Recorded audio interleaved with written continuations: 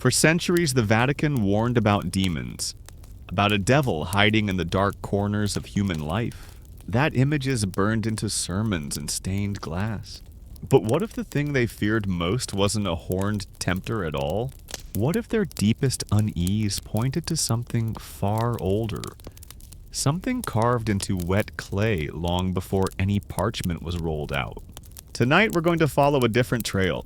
The voice of the clay, the whispers of the Anunnaki, stories pressed into tablets thousands of years before Genesis ever saw ink.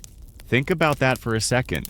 A people who lived along rivers in what we now call Iraq, scribed with reed styluses and soft clay, wrote down origin tales, king's deeds, and cosmic dramas. They didn't use paper, they used earth, and those hardened fragments, buried under deserts for millennia, remember things we thought belonged only to the Bible. A garden watered by rivers, a human shaped from mud, a great flood that wiped the world clean. These aren't fuzzy parallels. They're precise echoes, too precise to ignore. So why don't we hear about them in most churches? Why do these clay voices sit quietly in museums while pulpits tell a different, solitary origin story? That's what we're going to unpack over the next several episodes. How older myths, Sumerian and Babylonian, slide into the pages of Scripture, and how, in some cases, they were smoothed, rewritten, or hidden before the Bible was ever copied onto vellum. Before Hebrew scribes had ink and quill, stories were being lined into clay.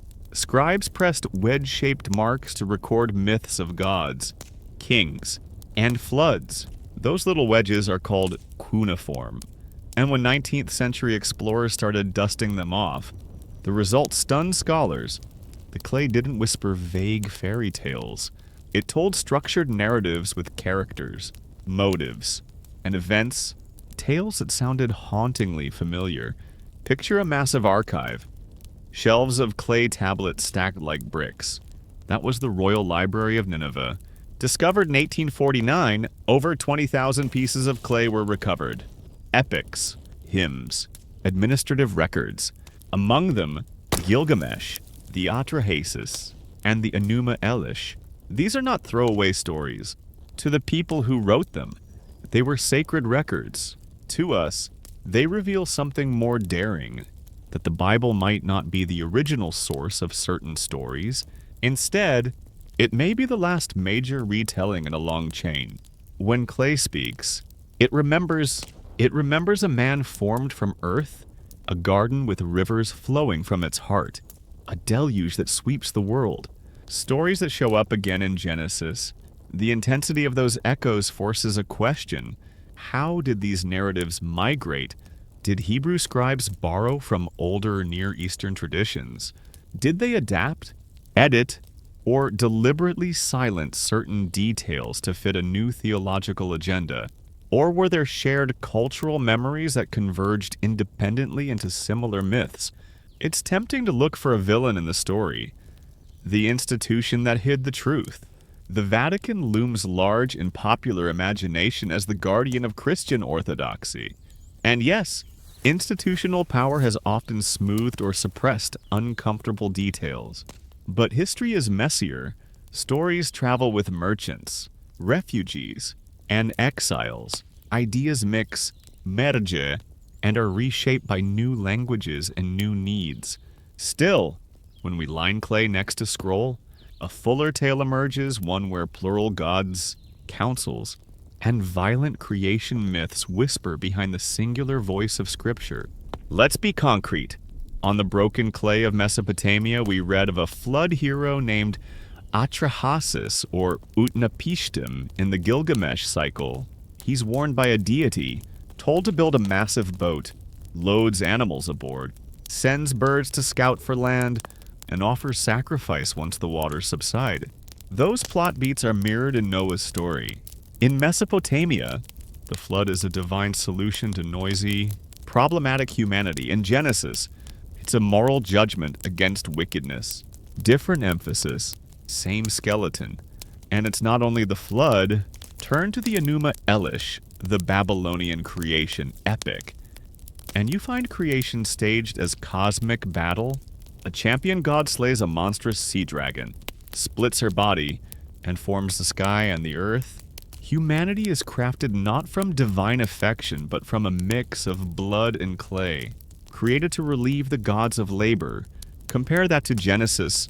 Creation unfolds across 7 days. Light is separated from darkness. Waters are gathered, stars are set in place, and humankind is made from dust and given breath. The tones differ. One is violent and political, the other orderly and sovereign. But the sequence rings the same chord. Chaos subdued, order established, humans born from the earth. The number 7 itself keeps turning up like a fingerprint. In the Enuma Elish, creation is arranged across 7 tablets. In Genesis, creation is boxed into 7 days. Coincidence? Scholars argue it's cultural inheritance. During periods like the Babylonian exile, Hebrew scribes would have encountered these myths and reshaped them, recasting motifs into a distinctly monotheistic frame. The result is both continuity and transformation. Much is retained, much is reinterpreted. That transformation is everywhere. In Sumerian accounts, gods sit in councils, debate, and make decisions together. The Anunnaki are a pantheon, many voices, many agendas. Genesis, by contrast, sings in the voice of one God, yet hidden traces remain. The plural phrasing in "let us make man in our image" suggests an echo of an earlier divine council. Did that plural slip through the edit? Or is it a deliberate literary device? Either way, it points to a crucial idea. Monotheism may have polished away a chorus of divine voices, but it could not completely erase the memory that the heavens were once crowded with debate. And then there's the image of humans shaped from earth, given life by the gods. Sumerian stories speak of figures formed from clay, gifted with tasks, created to relieve divine labor. Genesis places Adam in a garden, fashioned from dust and given life by divine breath. The Sumerian woman born from a rib echoes later in Eve. The rib motif appears in repair myths and healing stories before Genesis uses it for companionship. The familiarity is striking. The rib is a symbol of closeness, of shared essence. The stories diverge in meaning, healing in one tradition, partnership in another, but the imagery is the same. Why does this matter? Because those parallels change how we think about origins. They suggest that what the Bible presents as primordial revelation also carries layers of cultural memory. The Hebrew authors were not working in a vacuum. They were part of a long conversation that stretched across millennia. To point that out is not to diminish Scripture, but to expand it. To see Scripture as one voice among many that together form the human attempt to explain beginnings. So, in this first episode, we stand at the crossroads. Clay and scroll, many gods in one violent myth and calm narrative. The past is not a single path, but a braided river. And that river carries names: Atrahasis, Utnapishtim, Marduk, Enki, Anunnaki. That sound foreign to modern ears, but were once the basic vocabulary of the cultures that shaped the Near East. If you like unraveling the threads between ancient tablets and modern scriptures, hit like and subscribe. Your support keeps us digging. But for now, stick with me. Over the next parts, we'll walk the Royal Library of Nineveh, open specific tablets, and compare line by line how stories of creation, the garden, and the flood were retold. We'll meet figures who were gods in one world and shadows in another. The Watchers, the Serpents, the Giants, and we'll ask why certain tales were preserved while others were edited out. Tonight we begin in the world before the Bible, a world of clay. Wet clay remembers differently than parchment. It resists fire, it holds impressions, and it outlives empires. Those wedges etched in earth carry voices older than many of the institutions that later claimed primacy. The clay did not choose a single truth. It recorded the messy, human conversation about how everything began. So let's go back, long before parchment, to the reed stylus and the tablet. because the oldest voices have a stubborn habit of returning to the light. When George Smith, a British scholar in the 1870s, sat in the British Museum piecing together fragments of a broken tablet, he suddenly froze. The lines he had just read described a great flood, a man warned by a god, a boat built to save life, animals taken aboard, and a bird sent out to search for land. He realized he was not reading Genesis. He was reading the Epic of Gilgamesh. The room reportedly fell silent before he shouted with excitement, tearing off his coat in disbelief. For the first time, the biblical flood was proven to have a much older twin carved in clay. This discovery shook the foundations of biblical studies. Until then, many believed the Bible was unique, unmatched, a direct divine record untouched by outside stories. Yet here was a Mesopotamian tale, written more than 1,000 years before the Hebrew scriptures, carrying nearly identical beats. It wasn't just an echo, it was a revelation. The Bible belonged to a larger cultural conversation. Imagine the shock in Victorian England. A society built on biblical authority suddenly faced the reality that Scripture had siblings. Priests, theologians, and scholars scrambled to explain. Some argued that the Mesopotamian flood was just a distorted memory of the real event recorded in Genesis. Others suggested the Hebrews had borrowed the tale during their exile in Babylon. Either way, one thing was undeniable. The clay had spoken, and it was older than the scroll. From that moment, the study of ancient Near Eastern texts exploded. Excavations in Nineveh and Babylon uncovered thousands of tablets, each adding new context. Stories once thought to be isolated revelations were now seen as chapters in a shared mythic tradition. The Bible was no longer standing alone, it was standing in a crowd. And the Vatican, the Catholic Church, responded cautiously. For centuries, it had defended Scripture as the sole foundation of truth. To acknowledge that the stories of Genesis might have older roots in pagan myths was uncomfortable, even dangerous, but slowly, scholars within the church began to admit the obvious. If truth is eternal, then perhaps fragments of it appear in many cultures, not just one. This is where the real tension lies. Not in whether these stories existed before the Bible, but in how they were reshaped. Why did Mesopotamians describe the flood as divine annoyance at noisy humans, while the Hebrews framed it as moral punishment? Why did Babylonian myths speak of many gods in debate, while Genesis presented one commanding voice? The differences matter as much as the similarities. They show us how humans edited, polished, and repurposed older stories to fit new visions of the divine. The clay reveals a simple but unsettling fact. The Bible is not an isolated miracle dropped from the heavens. It is part of a continuum, a retelling, a remix of much older myths carried on by wandering peoples, exiles, and scribes who shaped the past to make sense of their present. And that raises the question, if the flood, creation, and even Eden have roots in Mesopotamian myth, what else in Scripture carries the fingerprints of older gods? Let's step into Eden, not the Sunday school garden, but its older, stranger ancestor. In Genesis, Eden is a lush paradise where rivers branch out, where Adam is shaped from dust and placed to tend the ground. But on Sumerian tablets, we find something strikingly similar long before Genesis was written. In the myth of Dilmun, described as a pure and radiant land, there is no sickness, no aging, no death. The gods bless it with flowing waters that turn desert into garden. It's a paradise narrative, one that sounds hauntingly like Eden's garden in the east. The resemblance is too sharp to dismiss as coincidence. And then there's Enki, the trickster god of wisdom and water. In one story, Enki falls ill, and the goddess Ninhursag heals him by creating beings from different parts of his body. One of them is made from a rib. That detail sits there on the clay.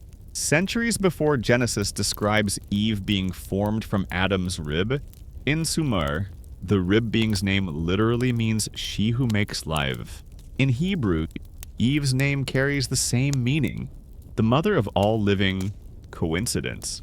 Maybe, but when clay and scripture echo each other this precisely, it feels more like inheritance than chance. And the serpent. In Genesis, the serpent tempts Eve with forbidden knowledge. But in Mesopotamian myths, serpents already carry a powerful symbolism.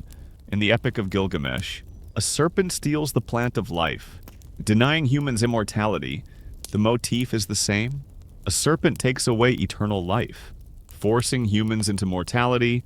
Genesis doesn't invent the serpent, it repurposes it. So Eden, often thought of as a uniquely biblical scene, begins to look like a remix of older Near Eastern imagery. A divine garden, life-giving rivers, creation from clay and rib, a serpent guarding immortality. The Hebrew authors didn't copy the myths word for word. They reframed them, stripped out the pantheon, and recast the story around a single god. But the bones of Eden were already in the clay. Here's the deeper question. Why take older myths and reshape them?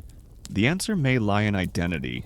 The Hebrews, especially during exile in Babylon, were surrounded by foreign gods and foreign stories. By adapting these familiar tales, they weren't erasing them. They were reclaiming them, redefining them. They took myths of many gods and rewrote them into the voice of one. But in doing so, they left faint fingerprints of the older world. The rib, the garden, the serpent. All tiny details that whisper of Mesopotamia. And this leaves us with a challenge. If Eden is built on older myths, then perhaps its story isn't meant to be a literal history, but a theological one. A reimagining of human origins, framed in a way that gave meaning to a people in exile. Let's open the floodgates, literally. Few stories capture the imagination like Noah's Ark. Children's books fill it with smiling animals, 2 by 2, but the clay tablets tell a darker, older version. On the Epic of Gilgamesh tablet, Utnapishtim, Mesopotamia's Noah, is warned by the god Ea or Enki that the other gods plan to wipe out humanity with the flood. He's told to build a massive boat, seal it with pitch, and load it with his family, craftsmen, and animals. When the rains come, they don't last 40 days, they last 6. But the devastation is total. Even the gods themselves tremble at the destruction they unleashed. When the waters recede, Utnapishtim releases birds to find land. First a dove, then a swallow, then a raven. The raven doesn't return. Sound familiar? It's the same sequence we find in Genesis, with Noah sending out birds to test the waters. Here's the key. The Mesopotamian flood story was already ancient by the time Hebrews wrote Genesis. The version in Gilgamesh dates back to around 1200 BCE, but even older versions like the Atrahasis epic push the tale back to nearly 1800 BCE. Long before Israel even existed as a nation, Genesis wasn't the first telling, it was the latest retelling. But the differences are as revealing as the similarities. In Atrahasis, the gods flood the world because humans are too noisy, disturbing the divine rest. In Genesis, God floods the world because humans are wicked, corrupt, and violent. The framework shifts from divine irritation to moral judgment. Same skeleton, new meaning. Even the ark itself shows the shift. Utnapishtim's boat is a massive cube, 120 cubits on each side. Noah's Ark is a long rectangle, more like a ship. The Hebrew version refines the engineering, making it more believable, more structured. And what about after the flood? In Mesopotamian stories, the flood survivor is granted immortality, removed from human history. In Genesis, Noah simply returns to farming. He plants a vineyard, gets drunk, and his story fades into human messiness. The Hebrews didn't exalt Noah into a godlike figure. They kept him human, flawed, ordinary. That's the pattern we keep seeing. Older myths transformed into something more grounded, more monotheistic, more human. The clay remembers gods bickering in council. Humanity as slaves. flood heroes immortalized. The scroll rewrites them as a single god's will. Humanity is morally accountable, and heroes as mortals. So the flood isn't just a story of survival. It's a story of cultural adaptation. One civilization's myth became another's theology. And by the time we read Genesis, the echoes of Mesopotamia are still there. Muted, but impossible to erase. Now let's rewind even further to the very beginning. Genesis 1 opens with the famous line, "In the beginning, God created the heavens and the earth," order, structure, light, and life unfold over 7 days. But if we press into the clay of Babylon, we find another creation story, the Enuma Elish. This Babylonian epic begins not with order, but with chaos, two primordial waters, Apsu freshwater and Tiamat saltwater, mingling in the dark. From their union, younger gods are born. Soon, conflict erupts. The younger gods kill Apsu, and Tiamat, enraged, raises an army of monsters. The champion god Marduk steps forward, armed with a net, bow, and storm winds. He slays Tiamat, splits her corpse in two, and forms the heavens and the earth from her body. Violence, blood, and cosmic battle. That's how the Babylonians saw creation. Humanity, too, is born from violence. Marduk fashions humans from the blood of a slain god mixed with clay, so they can serve the gods as laborers. Creation here isn't a gift. It's an act of domination. Now compare that with Genesis. There's no divine war, no dragon slaying. Just a calm voice. Let there be light. Waters are separated. Dry land appears. Stars and animals take their places. Humanity is shaped from dust. Yes, but not as slaves. Instead, humans are given dominion. A partnership with the Creator.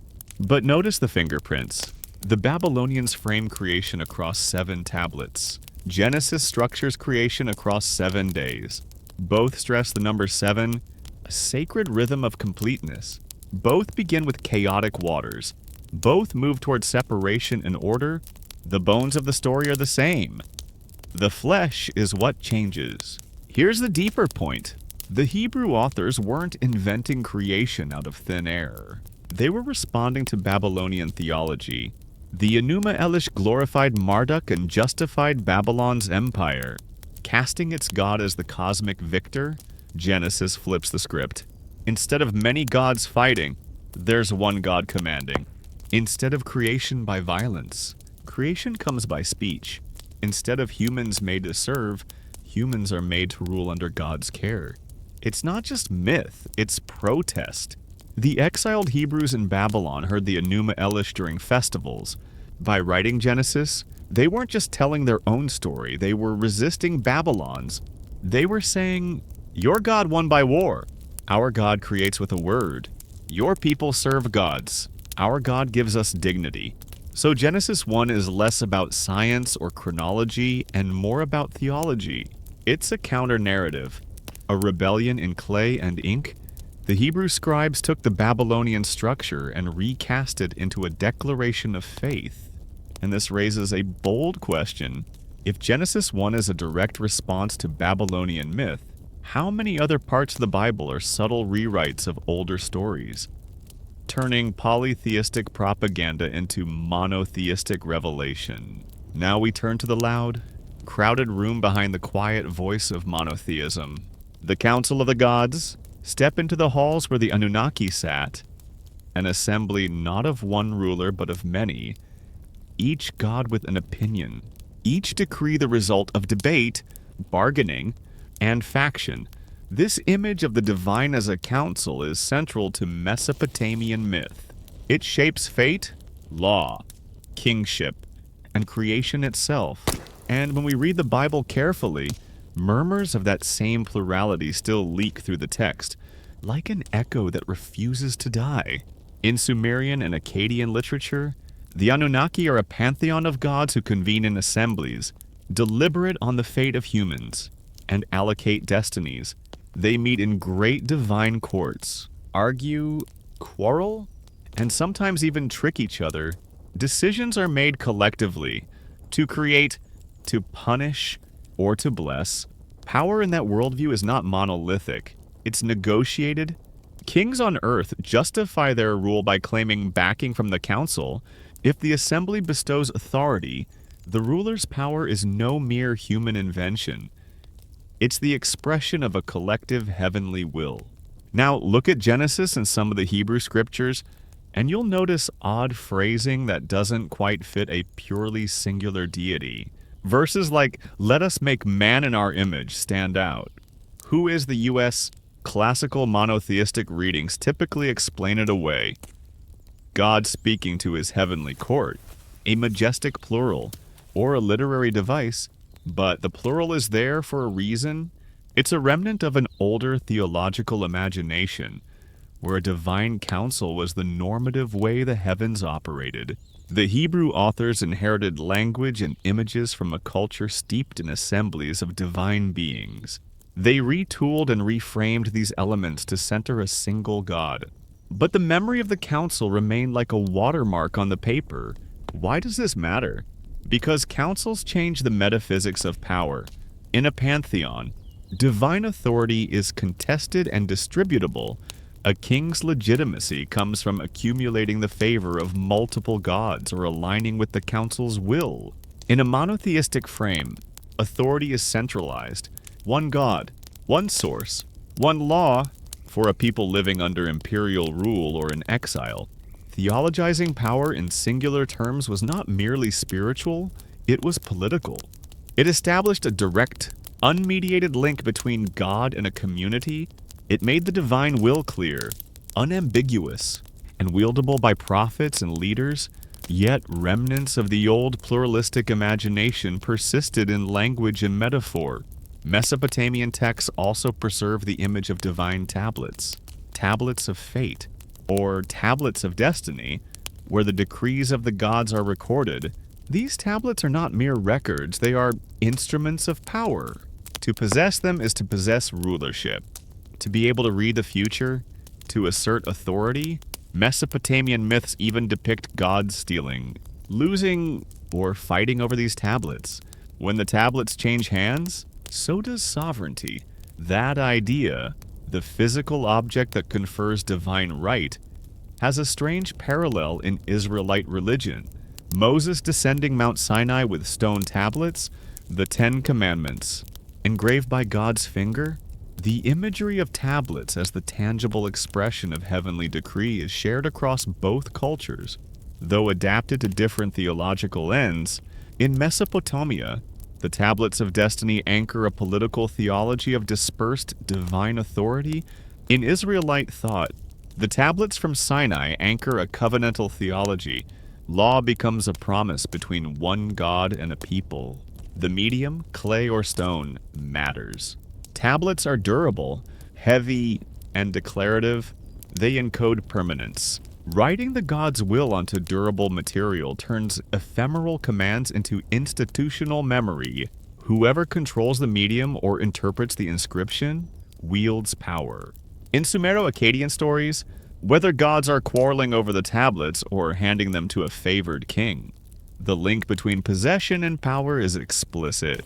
In Israel, the tablets confer identity and obligation. Obey them and survive. Break them and face consequences. In both worlds, authority is not abstract. It is embodied in written decrees. The divine council not only controlled destinies, but also served as a model for earthly governance. Councils of elders, assemblies of nobles, and priestly colleges found their mirror in heavenly assemblies. If a god deliberated, so could a king's advisors. If fate was negotiated among gods, so too could human laws be the result of debate and compromise.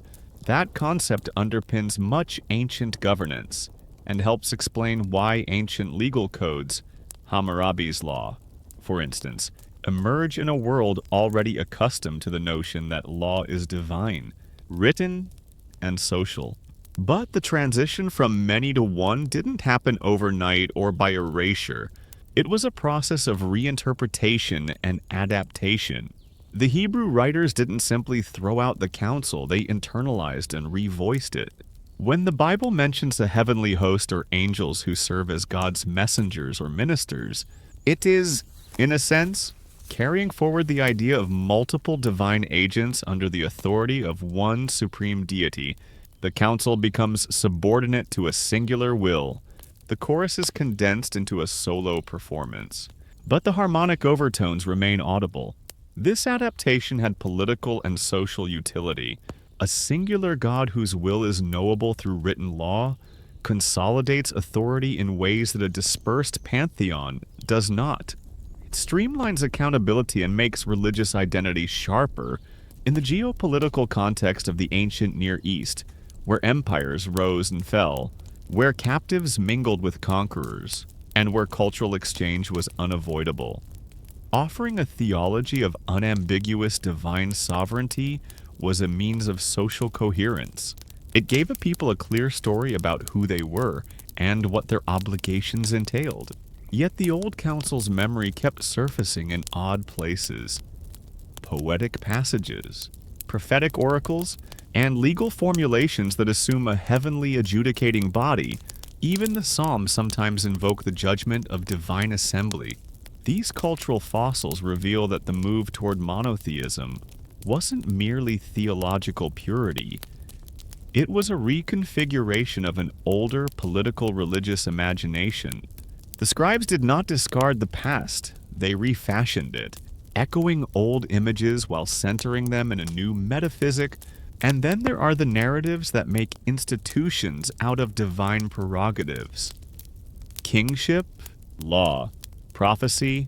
If kings had once claimed legitimacy by securing the favor of a council, monotheism offered a different route. The king as anointed representative of one God, chosen by divine decree. But even here, the language betrays continuity. The Lord has anointed, the word of the Lord came, and so forth. Divine speech, whether issued by council or by single voice, remains the ultimate source of political legitimacy. This is why the Anunnaki are so sensitive a subject. They embody a memory of multiple divine actors who exercise power collectively, a memory that, if foregrounded, complicates the neat, singular narrative prized by later theological authorities. The Vatican and other institutional powers understood that narratives shape governance and identity. Acknowledge the council and suddenly the divine becomes plural, potentially redistributing sacred privilege. Maintain the solo voice, and the chain of command is straightforward. Our exploration of the Anunnaki and the divine council reveals a fundamental dynamic of human religion. Stories travel, converge, and are repurposed. Plural divine assemblies softened into a single sovereign. Tablets of destiny turned into commandments from Sinai. Many gods' debates became the single will expressed in a covenant, yet the clay remembers, and the memory leaves traces in words, metaphors, and structure that survive the edits. If you found this unpacking of councils and tablets illuminating, consider sharing this episode. The more we compare clay to scroll, the richer our understanding becomes. Up next, we'll shift from councils to teachers and rebels. Those ambiguous figures who crossed boundaries between gods and mortals. The Watchers, the Akalu, the Serpent figures, and see how their changing reputations tell us about knowledge, power, and fear. Now we turn to the shadowy figures who stand between gods and humans. The bringers of knowledge, the rebels, the teachers who cross forbidden lines. In the Bible, they're called the Watchers. In Mesopotamian tradition, they appear as the Apkallu, semi-divine sages, part human, part fish or bird, who carried the wisdom of the gods to mankind. Their stories overlap in strange and unsettling ways. The Apkallu, according to Sumerian and Babylonian myths, were sent by the gods to teach humanity skills. Writing, farming, architecture, ritual. They emerge from the deep, often depicted with wings or fish cloaks, holding a tablet or a bucket. In some traditions, they were heroes. In others, dangerous. The knowledge they gave was powerful, But power always comes with risk. Now compare that with the Watchers in the Book of Enoch, a text banned from most biblical canons but still influential in early Judaism. The Watchers are angels who descend to earth and teach humans forbidden arts, metallurgy, sorcery, astrology, weapon making. They father giants with human women, the Nephilim, and corrupt the world. Their gift of knowledge leads to violence and judgment. Do you hear the echo? In Mesopotamia, culture bringers uplift humanity. In Enoch, fallen angels corrupt it. The same archetype, divine beings teaching mortals, flipped from positive to negative. Why? The answer may lie in control. Knowledge is dangerous. Who controls it decides who holds power. Mesopotamian kings claimed descent from the Apkallu, legitimizing their rule as heirs of divine wisdom. Hebrew authors, writing in a world where foreign empires claimed the same, recast the story. What Babylon calls wisdom becomes corruption. What Babylon exalts, Israel condemns. The Watchers become villains. Their teachings forbidden. And then there's the serpent in Eden, offering knowledge of good and evil. Is he just a snake, or is he part of the same archetype? The trickster teacher, the one who crosses boundaries? In Mesopotamia, the serpent stole the plant of life. In Genesis, the serpent leads humans to forbidden knowledge. Either way, the serpent denies humanity something divine: immortality, innocence, safety. Here's the fascinating thread across cultures. Humanity is caught between two forces: gods who want obedience and order, intermediaries who bring knowledge, sometimes at great cost. The Bible frames those intermediaries as rebels. Mesopotamian myth frames them as culture heroes. The difference reflects competing visions of authority. Is knowledge a gift to be embraced or a threat to divine order? This is why these figures were so controversial for later traditions. The Vatican, inheriting centuries of fear about heresy and forbidden knowledge, framed such stories as warnings. Curiosity leads to ruin. Disobedience leads to fall. But the clay tells another version, one where humanity owes its civilization to these liminal beings, these half-divine teachers. And so we're left with a haunting question. Are we children of obedience, shaped only to serve, or are we children of rebellion, raised up by teachers who risk divine wrath to share wisdom? Want me to continue with part 8, where we explore giants, Nephilim, and the echoes of Mesopotamian demigods? Now we step into the world of giants, the Nephilim of the Bible, the hybrid offspring of the Watchers and human women, and their striking parallels in Mesopotamian lore. These figures blur the line between myth and history, gods and mortals, flesh and spirit. In the book of Genesis, the Nephilim are briefly mentioned. There were giants in the earth in those days, when the sons of God came in unto the daughters of men. Later, the book of Enoch expands the story, painting the Nephilim as monstrous beings, violent, destructive, devouring the earth's resources and even turning to cannibalism. They are the reason the flood comes, the divine judgment to wipe the slate clean. Now, cross over to Mesopotamia. There we find heroes and demigods like Gilgamesh, described as 2/3 divine and 1/3 human. The Apkallu too, after the flood, are said to appear in human form as sages, kings, or semi-divine rulers. Some traditions speak of giant-like beings, culture bringers who existed before the flood and whose memory lingered in epic and legend. Both traditions preserve the idea of a pre-flood world dominated by larger-than-life figures, beings of immense stature, wisdom, or violence. In Mesopotamia, they're often culture heroes or rulers whose deeds shaped civilization. In Hebrew tradition, they become corrupted giants, symbols of why the world needed purging. Notice the shift. Mesopotamian culture celebrated its demigods as the foundation of kingship. Israelite scribes turned similar figures into cautionary tales, emphasizing their corruption and the danger of mixing the divine with the human. The same archetype, giants of the past was reinterpreted based on theology and politics. And here's where it gets intriguing. Archaeological whispers, megalithic structures, ancient cities with walls so massive they defy explanation, often stir speculation about giants. While mainstream history ties these to human ingenuity, the persistence of giant myths across cultures suggests a collective memory. Were these stories exaggerated retellings of real rulers, warriors, or builders of great works?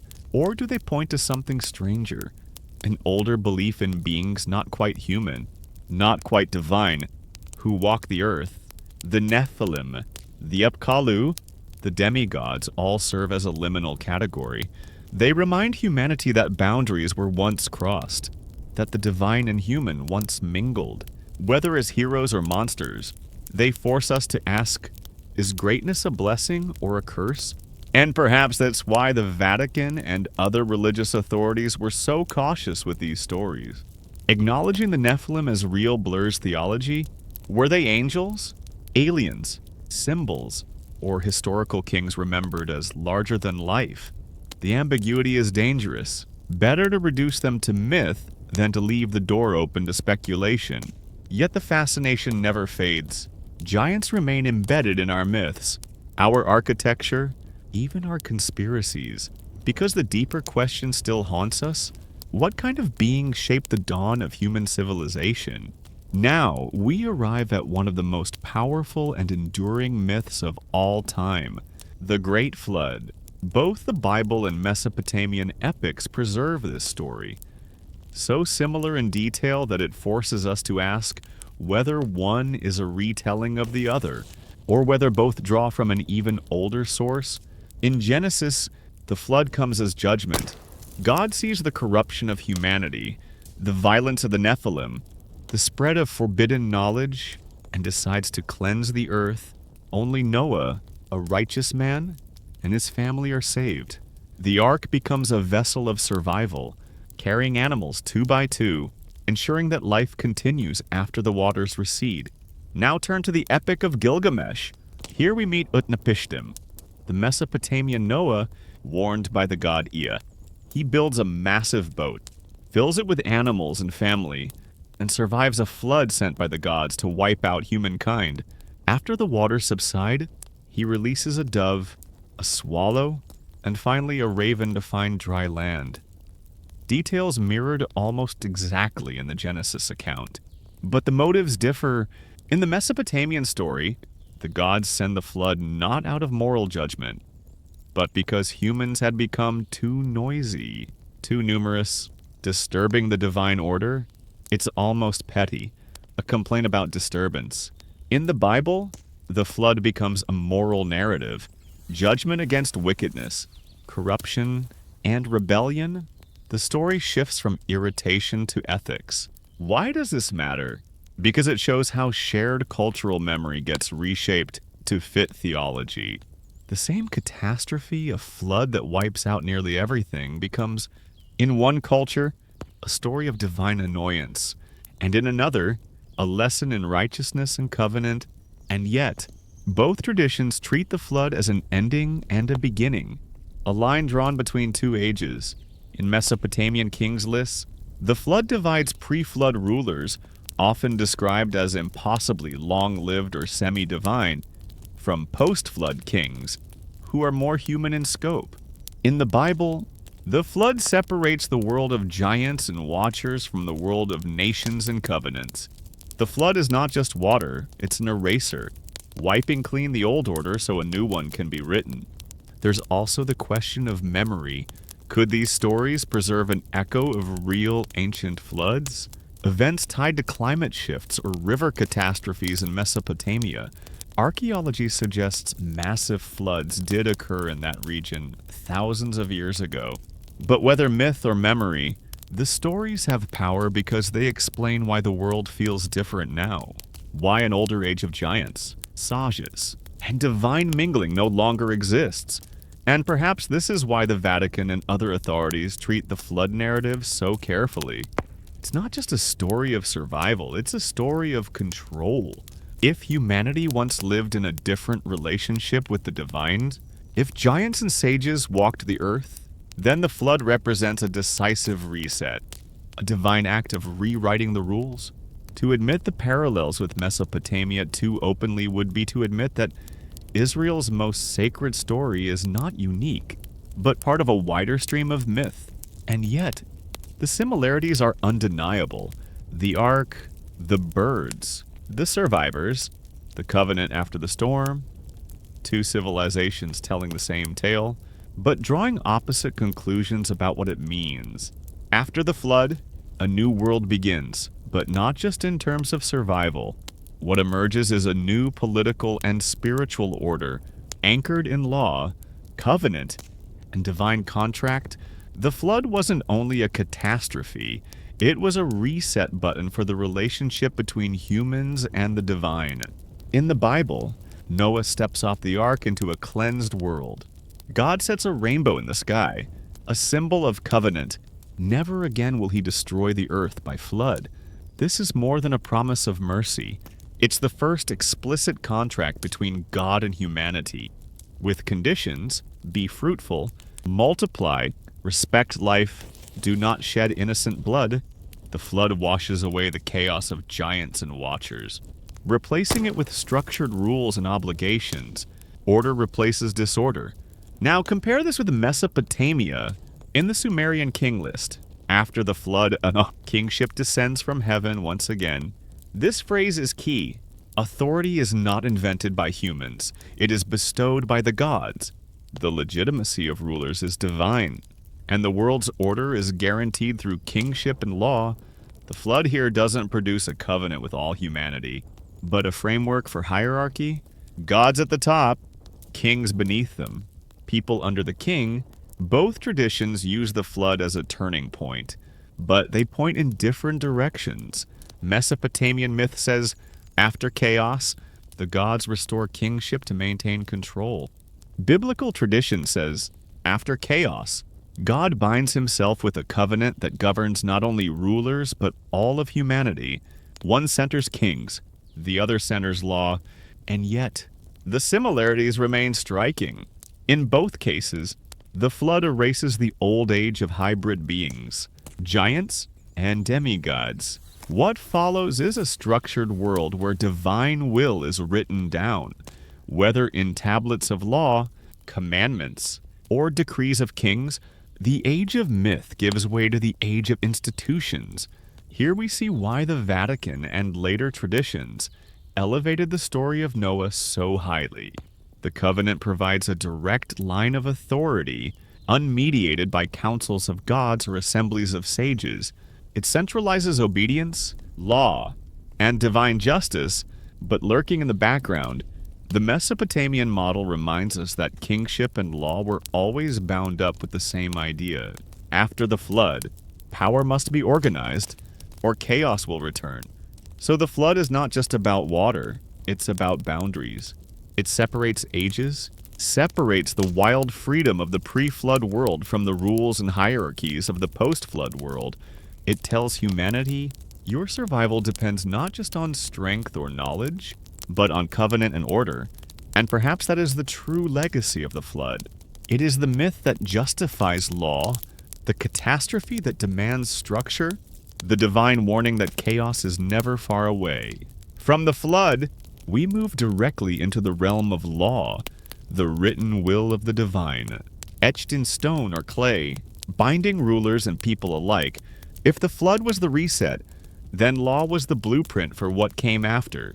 In Mesopotamia, one of the most famous examples is the Code of Hammurabi, inscribed on a tall stone stele. It opens with the king receiving authority from the gods, Shamash, the sun god of justice, handing him the rod and ring of power. The message is clear. Law does not come from men.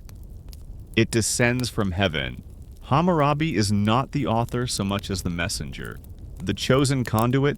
The laws themselves cover everything from trade to property rights, from family obligations to punishments for theft and violence. They are harsh at times, but they embody a central idea. Justice is cosmic. To disobey law is not only a social offense, but a violation of divine order. Kingship, law, and the gods are inseparable. Now look at Israel. After the flood and the covenant with Noah, the pinnacle of divine law arrives at Sinai. Moses ascends the mountain, and God himself inscribes the 10 Commandments on tablets of stone. Just as Hammurabi's stele stood in public for all to see, the stone tablets serve as physical proof that law is sacred, permanent, and unchanging. Again, the symbolism is clear. Law is divine, not human. And yet, the difference is striking. In Hammurabi's code, law reinforces hierarchy. It is given to a king, who then governs the people. In the Hebrew account, law bypasses kings entirely. It is given directly to a prophet, then to the entire community. Every Israelite is bound by it, not just through the mediation of a ruler. Law becomes covenant, a shared identity that defines the people as a nation under God. This shift matters. In Mesopotamia, to break the law is to disobey the king, and by extension, the gods who authorized him.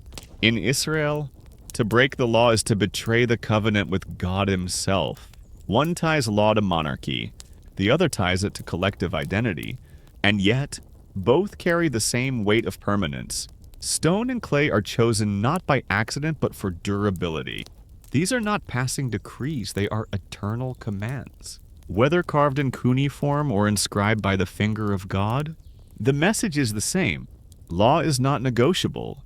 It is as solid as the medium that carries it. This is why later traditions, especially the Vatican, leaned so heavily on the imagery of law. A divine code justifies authority, organizes society, and secures obedience. But the echoes of Mesopotamia remain, whispering that Israel's covenant was not born in a vacuum. The idea of sacred law was already alive in the Fertile Crescent, long before Sinai, and here's the paradox. The more we compare Hammurabi's stele and Moses tablets, the clearer it becomes that different civilizations were solving the same problem. How to bind humans to the divine through written law. The difference lies in who holds the authority, king or community, monarch or covenant. Law may define boundaries, but temples gave those boundaries a home. After the flood and the rise of law, humanity turned to sacred architecture. Ziggurats in Mesopotamia, the temple in Jerusalem, as the physical link between heaven and earth. These were not just buildings. They were cosmic machines, anchoring divine order in stone and ritual. In Mesopotamia, the ziggurat was a towering staircase of bricks, rising above the plains like a mountain made by human hands. Each layer symbolized levels of the cosmos. Earth, sky, the realm of the gods. At the summit stood a shrine where the deity could descend and commune with priests. The temple complex wasn't just for worship. It was the heart of the city, the treasury, the archive, the hub of power. To control the temple was to control the flow of grain, silver, and political legitimacy. Israel's temple in Jerusalem functioned in a strikingly similar way, but with one radical twist. Instead of housing many gods, it was dedicated to one. Inside stood the Holy of Holies, where the Ark of the Covenant rested. The tablets of law contained in a golden chest. Only the high priest could enter, and only once a year, to offer atonement. Where Mesopotamian temples were gathering places for councils of gods, the Jerusalem temple enshrined singularity, one God, one covenant, one people. Yet, the parallels are hard to ignore. Both traditions tied law, ritual, and sacrifice to sacred space. Both used architecture to dramatize cosmic order. Both demanded offerings, animals, grain, incense, as a way to maintain balance between divine and human. Sacrifice was not just religion, it was politics. It sustained priests, legitimized kings, and reassured the people that order, not chaos, reigned. And the rituals themselves reveal shared DNA, daily offerings, purification rites, seasonal festivals, These practices existed across Mesopotamia long before Israel. The difference lies in the story told about them. In Mesopotamia, sacrifices fed the gods, sustained their presence, and kept the cosmic machinery running. In Israel, sacrifice was not about feeding God, but about obedience, covenant, and atonement. Same ritual frame, different theology. This helps explain why the Vatican, centuries later, emphasized the temple's destruction as both tragedy and necessity. Once the building was gone, the rituals could be spiritualized, replaced with Eucharist, prayer, and centralized authority in the church. But the memory of the temple, like the ziggurats before it, remains a reminder that sacred architecture was always about more than worship. It was about embedding law and power into the very stones of society. So whether in Babylon or Jerusalem, temples served as living symbols of the same idea. Humans need a place where heaven touches earth, where law becomes ritual, and where community finds identity in the shadow of the divine. If temples were the stage, then priests were the actors, the ones who interpreted, preserved, and enforced the divine will. Without them, law and ritual would remain lifeless inscriptions. With them, clay and stone came alive as ceremonies, festivals, and daily order. In Mesopotamia, priests were far more than religious figures. They were scholars, scribes, and magicians, trained in astronomy, medicine, divination, and ritual. Some specialized in reading omens from the stars or the livers of sacrificed animals. Others guarded incantations and spells that promised healing or protection. These priests weren't just mediators, they were gatekeepers of secret knowledge. The kind of knowledge said to have come from the Apocrypha, the ancient sages. In Israel, the priestly role took on a different but equally central function. The tribe of Levi, set apart as God's priestly clan, was responsible for sacrifices, purification rituals, and teaching the law. At the heart of their work was the temple in Jerusalem, where the high priest alone could enter the Holy of Holies to meet the presence of God. Here, too, knowledge was exclusive. Priests controlled not only ritual but also interpretation. The Torah itself was preserved and transmitted by their hands. But the parallels between Mesopotamian and Israelite priesthood are undeniable. Both guarded sacred texts, both mediated between the divine and the people, both used ritual and sacrifice as the visible expression of invisible law, and both wielded enormous social power because to question a priest was to question the god. The big difference lay in the framing of authority. In Mesopotamia, priests served kings and gods alike, balancing divine will with royal politics. In Israel, priests claimed to serve only one god, but their authority often clashed with prophets, who challenged corruption or misuse of power. This tension between priestly tradition and prophetic challenge shaped the entire course of Israel's history. And it didn't stop there. When Christianity emerged, priesthood took on yet another form. The Vatican would eventually inherit both the Mesopotamian model of priests as keepers of knowledge and the Israelite model of priests as guardians of covenant. Through sacraments, liturgy, and interpretation of Scripture, they continued the same pattern, mediating divine will through ritual and preserving secrets not accessible to ordinary people. Here's the deeper point. Priesthood is about control of knowledge. Who knows the rituals, the words, the signs? Who decides what is sacred and what is forbidden? From Mesopotamian exorcists to Israelite Levites to Catholic priests, the pattern remains constant. Knowledge is sacred, and access to it is restricted. To hold that access is to hold power. And this is why figures like the Watchers or the Apkallu were so threatening. They blurred the lines, giving knowledge directly to humanity, bypassing the priestly gatekeepers. If law and ritual secure order, then rogue teachers represent chaos. The priesthood exists to make sure knowledge stays in the right hands. If priests guarded tradition, prophets disrupted it, where the priesthood stood for order, continuity, and ritual precision. Prophets burst onto the scene with fire, visions, and warnings. They were the voices that refused to let law harden into mere ceremony. In Mesopotamia, prophecy appeared in oracles and ecstatic visionaries. Kings often consulted temple seers, who interpreted dreams or claimed to channel divine speech. But here, prophecy usually served the throne. It reinforced the king's legitimacy, guided military campaigns, or warned of divine displeasure. The seer's authority was real, but it was tied to the machinery of kingship. In Israel, prophecy took a radically different shape.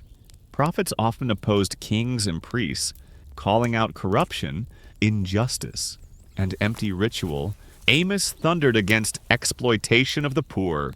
Isaiah warned rulers that ritual without righteousness was worthless. Jeremiah declared that the temple itself could not guarantee safety. These were not palace advisors, but wild voices in the wilderness, claiming direct access to God, bypassing every institution. This difference is crucial. In Mesopotamia, prophecy confirmed order. In Israel, prophecy challenged it. The prophet wasn't there to maintain the system, but to judge it. That tension between priest and prophet became one of the defining features of Israel's religious life. And notice how often prophets sounded like rebels, even heretics. They spoke against idols, against oppressive kings, against priests who twisted the law. They used dreams, visions, and symbolic acts to dramatize their message. In doing so, they became dangerous, for if the priesthood monopolized sacred knowledge, the prophet claimed a higher voice that no institution could silence. This is why later traditions, especially the Vatican, tread carefully around prophecy. On the one hand, prophets were essential. They gave Scripture its fire, its demand for justice. On the other hand, uncontrolled prophecy is dangerous. Anyone could claim, "God told me this." To prevent chaos, the Church centralized authority, canonized certain prophets, and silenced others. Revelation was closed, contained, no longer open to every dreamer or mystic. But the pattern remains: prophets are the counterbalance to priests. Where priests preserve, prophets disrupt. Where priests guard secrets, prophets reveal uncomfortable truths. Together they form a rhythm, order and disruption, tradition and revolution, that shaped both Mesopotamian religion and Israelite faith. And maybe that's why the prophets still matter today. They remind us that divine authority isn't always comfortable, isn't always aligned with power, and sometimes speaks loudest through those on the margins. We've traveled a long road, from the Anunnaki of Mesopotamia to the monotheism of Israel, from clay tablets to stone commandments, from ziggurats to the temple, from priests guarding secrets to prophets shattering illusions. And now we arrive at the question that threads them all together. Why do these ancient stories still matter? The answer is simple but profound: because they shaped how we think about power, knowledge, and the divine. The Anunnaki Council gave us the image of heavenly assemblies where destinies are debated. Israel reframed that image into a singular God whose will was absolute. Mesopotamian sages, the Apkallu, brought forbidden knowledge to humanity. Israel's watchers turned that same act into rebellion. Giants in one tradition were heroes. In another, they were monsters. Floods erased worlds, and laws rebuilt them. Temples became cosmic centers. Priests held knowledge. Prophets broke chains. Every shift, every retelling was about more than theology. It was about politics, about who holds authority, about how communities survive chaos. Mesopotamian myths reinforced kingship. Israelite texts democratized law into covenant. Christianity, inheriting both, turned the temple into the church, the priesthood into the clergy, prophecy into controlled canon. Each adaptation was not just about God, but about governing people. And yet, beneath the layers of reinterpretation, the echoes remain. The clay tablets still whisper, The ziggurats still cast their shadow. The Apkallu, the Watchers, the Nephilim, they survive as archetypes in our stories of rebels. Teachers, giants, and heroes. The flood still haunts us every time we imagine global catastrophe and renewal. The law still shapes us whenever we speak of justice, morality, or covenant. This is why the Vatican, and indeed every great religious institution, guarded these stories so fiercely. Because myths are not just entertainment, they are power. To control the story is to control how people see the world, how they understand authority, and how they imagine their place in the cosmos. But stories have a way of slipping through the cracks. Despite bans, edits, and reinterpretations, the old voices survive. We still find the Watchers in Enoch, the Apkallu in cuneiform tablets, the giants in half-buried legends. We still feel the weight of those ancient laws when we talk about justice. We still build temples of stone or temples of thought, trying to connect heaven and earth. So what do we do with all this? Maybe the lesson is not to choose one story over another, but to recognize that all these stories are part of our inheritance. They show us how humans wrestled with the biggest questions. Who rules us? Where does law come from? Is knowledge a gift or a curse? Can chaos ever be truly defeated? And maybe the most dangerous, most liberating truth of all is this. The stories are still alive because we are still telling them.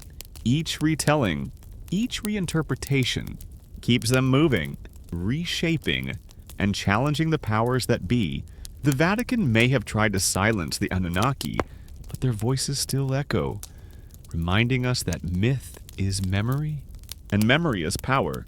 So the next time you hear of a flood, a giant, a rebel angel, or a sacred law carved in stone, remember, you are listening to the same ancient song, sung in different keys, carried across centuries, still shaping the world we live in today.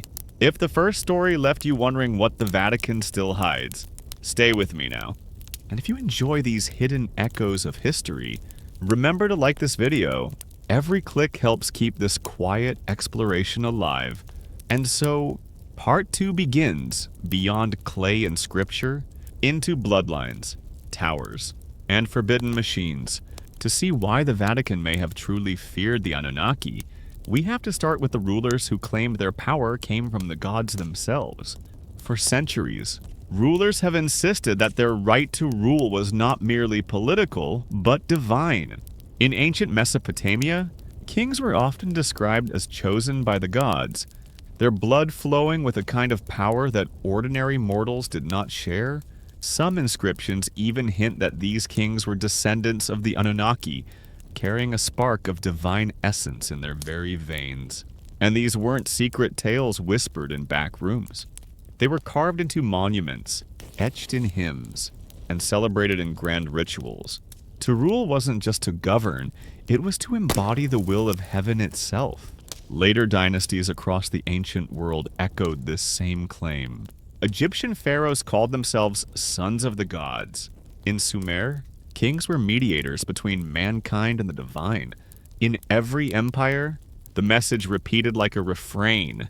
Rulers were different from common people, marked by a divine connection. If the Vatican were to admit that such bloodlines existed, it would imply that humanity's earliest leaders were not purely human. It would mean they were part of something far older and far stranger. But legends of bloodlines didn't stay confined to Mesopotamia. Across Europe, royal families guarded myths of descent from gods, giants, or angels. Medieval chronicles spoke of kings who traced their lineage back to Noah, or even to more mysterious beings before the flood. In some traditions, rulers wore crowns shaped like horns or wings, echoes of symbols once tied to the Anunnaki. These weren't simple decorations. They were signs of power, reminders that kings claimed to walk between heaven and earth. The Vatican, however, worked to control these stories. By promoting the idea that authority came from God alone, it silenced older myths of rulers who claimed mixed heritage. To admit otherwise would be to allow the thought that divine bloodlines might still walk the earth. And if that were true, then perhaps kings and priests were not chosen only by heaven, but by memory of the Anunnaki. This shadow over royal blood was dangerous. It meant that power itself could be proof of an ancient connection. Some researchers even believe that the myth of the divine right of kings hides a much older memory. In this view, kingship wasn't invented. It was given. Ancient Sumerian lists speak of rulers who reigned for hundreds of years, far longer than any human life. These strange reigns suggest something beyond ordinary men. To the ancients, these kings weren't just blessed, they were different in nature. The shadow of the Anunnaki lay behind their crowns. When these stories reached later ages, they were softened. Long lifespans became symbols. Divine descent became allegory, yet the core remained. Rulers were chosen because of something beyond human strength. If these claims are true, then royal bloodlines may have been humanity's last link to the Anunnaki, and this is where silence became most useful. To admit the truth would be to admit that kings and priests carried echoes of gods. The Vatican preferred a simpler tale, that only one god gave power and all others were false. Stories of divine bloodlines often blended with legend. In some myths, kings weren't just descendants of gods, but also guardians of sacred knowledge. Ancient inscriptions speak of rulers who received wisdom directly from heavenly beings, gifts of writing, law, and astronomy. These rulers were celebrated as chosen ones, mediators standing between mankind and the Anunnaki. Their power wasn't only physical, but intellectual. To rule meant to carry fragments of divine wisdom in the mind as well as in the blood. As these traditions spread, echoes appeared in distant lands. In Greece, kings claimed descent from Zeus. In Rome, emperors were called sons of gods. Even medieval monarchs repeated the pattern, tracing their lines to biblical figures or mythical ancestors. Yet behind all these stories hides the same root, a claim of being more than human. If such bloodlines carried divine essence, then authority was not only political but cosmic. And for the Vatican to admit this would weaken its claim to be the single bridge between heaven and earth. The myth of sacred bloodlines wasn't just about rulers. It was about a vision of humanity touched by something beyond itself. Kings were remembered as mediators, half human and half divine. Standing on the border between earth and heaven, their power wasn't explained by politics alone, but by an ancestry that pointed to the stars. But bloodlines are only one layer of this memory. The echoes of the Anunnaki didn't stay in families. They spread into symbols carved in stone, hidden in cathedrals, whispered in rituals. To see why the Vatican feared these memories, we must now step into the walls of sacred buildings and search for the hidden marks left behind. Across Europe's cathedrals, sacred art covers every wall and ceiling, but not every image tells the story we expect. Among saints and angels, hidden shapes appear. Serpents coil in strange corners, winged beings stretch their arms, and giants with unfamiliar faces look down from stone. To the worshippers, these details may have seemed like decoration. To scholars, they're echoes of something older. These forms resemble not only Christian symbols, but Mesopotamian memory. Carvings of dragons, winged guardians, and creatures with mixed forms appear again and again. Some look like the Abkalu of Sumer, half fish, half man, teachers of ancient wisdom. Others recall the giants who walk between heaven and earth. Why were these forms carved into Christian temples? Were they warnings? Attempts to blend ancient memory into new faith? Or quiet admissions hidden in stone that the Anunnaki were remembered long after their names faded? Stained glass windows were meant to teach the faithful stories of the Bible, yet in some, figures appear that have no clear place in Scripture. Some windows show beings holding strange tools or standing beside stars and suns. Others show serpents not as enemies, but as guardians of light. To the ordinary eye, these were simple designs, but to those who look closer, the details tell another story. A story that connects to Mesopotamian myths of knowledge. wisdom, and forbidden truth, the use of symbols was not an accident. Artists often worked under direction, guided by church leaders who decided what could be shown. Why then would images with no clear Christian meaning be included? Perhaps it was tradition. Memories passed quietly from generation to generation. Or perhaps it was resistance. A way to preserve stories the Vatican wanted silenced. Each window shines not only with color, but with questions that whisper of the Anunnaki, echoes hidden in light. In some cathedrals, gargoyles stare down from rooftops. Officially, they were meant to scare away evil spirits or drain rainwater. But their shapes are strange. Some look like giants, some like hybrid creatures, some with wings like the Abkalu of Sumer. They are guardians, yet also reminders of beings that don't fit inside Christian doctrine. Their silent presence turns every cathedral into a museum of hidden myth. When pilgrims entered these holy places, they may not have noticed the details above, but artists and builders chose those forms carefully. It's possible these designs carried memories older than Christianity itself. The Vatican rarely explains why so many non-Christian forms appear in holy spaces. To speak of it would be to admit that ancient myths still lived in stone long after clay tablets were forgotten. The gargoyles whisper of guardians, teachers, and giants, and their gaze still watches us today. Hidden meanings aren't only found in statues and glass, they're also woven into the very patterns of cathedrals. Floors shaped as labyrinths, ceilings filled with stars, doorways carved with suns and moons. To many visitors, these were beautiful designs, yet their arrangement often followed ancient traditions. Some labyrinths resemble Mesopotamian patterns of the underworld. Some ceilings recall the star maps carved by Sumerian priests. These designs weren't random. They were echoes of memory turned into architecture. Even the numbers used in cathedral design carry strange meaning. Columns arranged in groups, steps built in sacred counts, windows divided in symbolic numbers.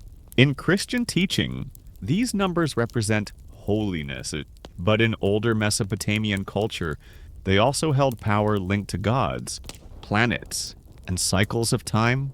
To see them in cathedrals suggests that the builders remembered more than one tradition. And if this is true, then the Vatican stands in buildings that hide the very echoes it tried to erase. The walls, windows, and stones of cathedrals tell two stories. One is clear, the story of Christian faith. The other is hidden, the story of symbols older than the Bible. Serpents, winged beings, giants, labyrinths, stars, all placed inside spaces meant for worship. Were these accidents of art or deliberate whispers from builders who carried ancient memory? The Vatican rarely answers. Silence is easier than explanation, but for those who look closely, the clues remain. These cathedrals don't only point upward to heaven, they also point backward to Mesopotamia. We've seen how royal bloodlines and sacred buildings whisper of memories older than the Vatican's version of history. But another trail opens if we look at the stories of giants, the Nephilim. In the book of Genesis, the Nephilim appear briefly, mighty men of old, men of renown.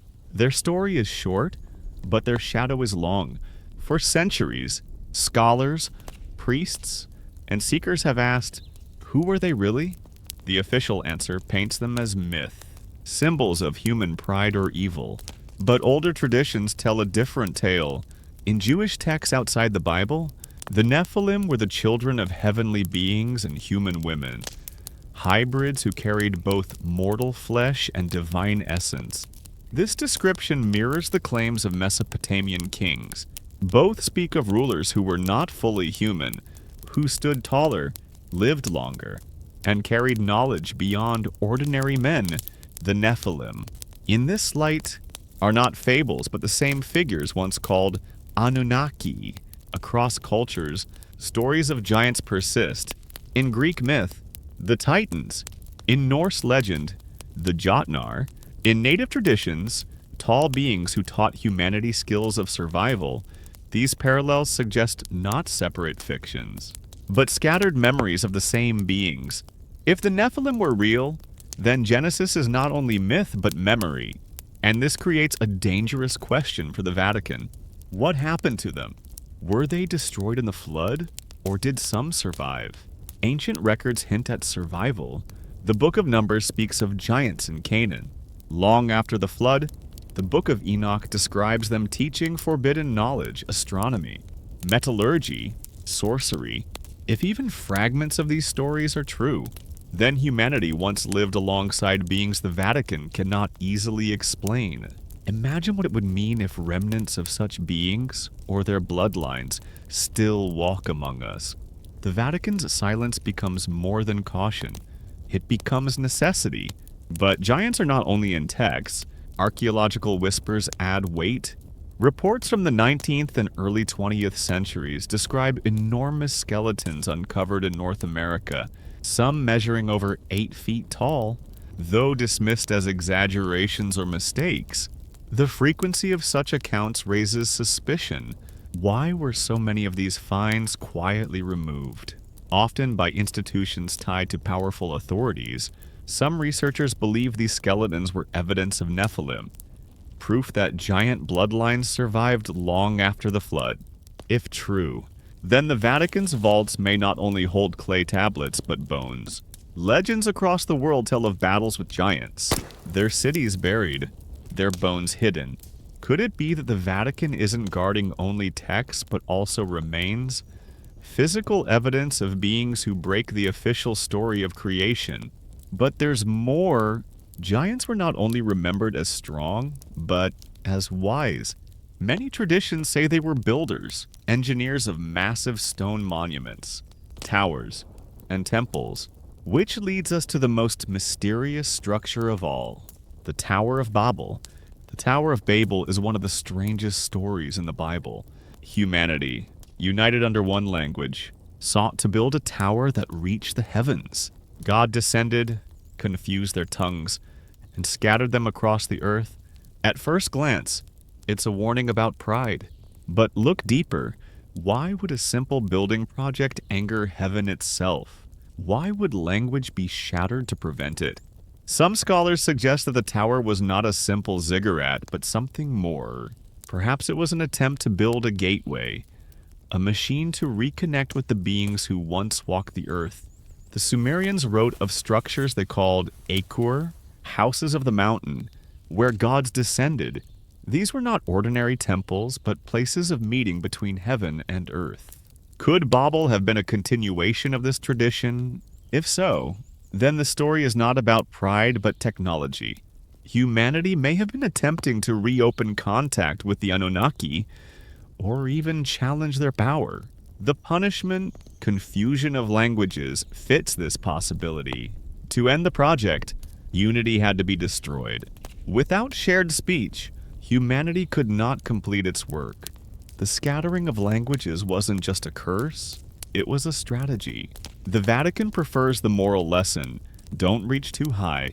But the deeper reading suggests something far more unsettling. That ancient humans once held knowledge advanced enough to threaten the gods themselves? This idea gains weight when we consider the ruins left behind. Across the world, massive stone structures defy explanation. The Great Pyramids, Baalbek stone platforms, the megaliths of South America, all speak of skills beyond what ancient cultures are believed to possess. Were these monuments the work of giants, or the result of knowledge passed down from them? And was the Tower of Babel simply the most famous attempt to bridge heaven and earth with such power? If that were true, then the Vatican's fear becomes clearer. Acknowledging the story's deeper meaning would admit that ancient humanity possessed technology, or help, that could rival divine command. And if humanity once built such wonders, could it do so again? Legends say the tower was left unfinished, but ruins of ziggurats in Mesopotamia still rise like broken stairways to the sky. They stand as reminders of an age when humans and gods were not fully separated. Some researchers go further, suggesting the Tower of Babel was not just symbolic of pride, but a kind of machine, perhaps even a stargate. This idea may sound like science fiction, yet the Sumerians often spoke of gates of heaven, portals through which gods traveled. Could Babel have been one such gate, built by human hands? If so, then scattering humanity was not punishment but prevention. The project had to be stopped at all costs. Imagine the danger this story poses to official doctrine. If true, it means humanity once held cosmic knowledge. And the division of languages was not divine justice, but an act of control. For the Vatican, such an interpretation is unacceptable, so the Tower of Babel remains a parable, its deeper meaning buried under centuries of silence. Yet the echoes of this story survive. Across the world, tales of great towers, sky-reaching mountains, and gates of heaven repeat again and again, from Mesoamerican pyramids to Asian legends of stairways to the stars. The pattern is the same. Humanity once tried to ascend and was stopped. Whether these were temples, towers, or machines, they all point to the same truth. Ancient people remembered something extraordinary, something that threatened the boundary between heaven and earth. And this memory leads us to another forbidden subject, the machines of the gods. In Mesopotamian texts, the Anunnaki are often described with wings. But were these truly wings, or symbols of flight? Some tablets speak of skyships or celestial boats in which the gods descended. The Bible too holds hints. Ezekiel's vision of wheels within wheels, shining like fire, moving with the speed of lightning. To theologians, it's pure metaphor, but to others, it sounds like a description of advanced craft. Across cultures, similar stories appear.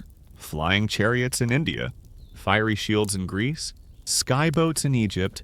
Were these simply myths, or memories of technologies beyond our own? If humanity once witnessed the machines of the gods, then ancient myths are not fantasies but reports. The Vatican's silence grows heavier here, for to admit such things would undo the boundary between miracle and machine. Imagine if the angels descending in Scripture were not purely spiritual beings, but travelers in machines. Imagine if divine flight was not magic, but technology. The difference would change faith itself. This is why the Vatican must remain silent. If angels were pilots, if miracles were machines, then the foundation of divine mystery begins to crack. Faith rests on the unseen, but if the unseen can be explained, then the power of the church weakens. And so the machines of the gods remain hidden behind allegory. Ezekiel's vision is taught as poetry. Ancient myths are called superstition. Yet the echoes remain, too many, too consistent, too vivid to ignore. The gods had machines. Humanity saw them.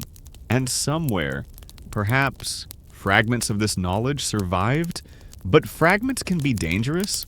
If the Vatican knows that ancient technology once existed, then secrecy is not just about protecting faith, it is about controlling power.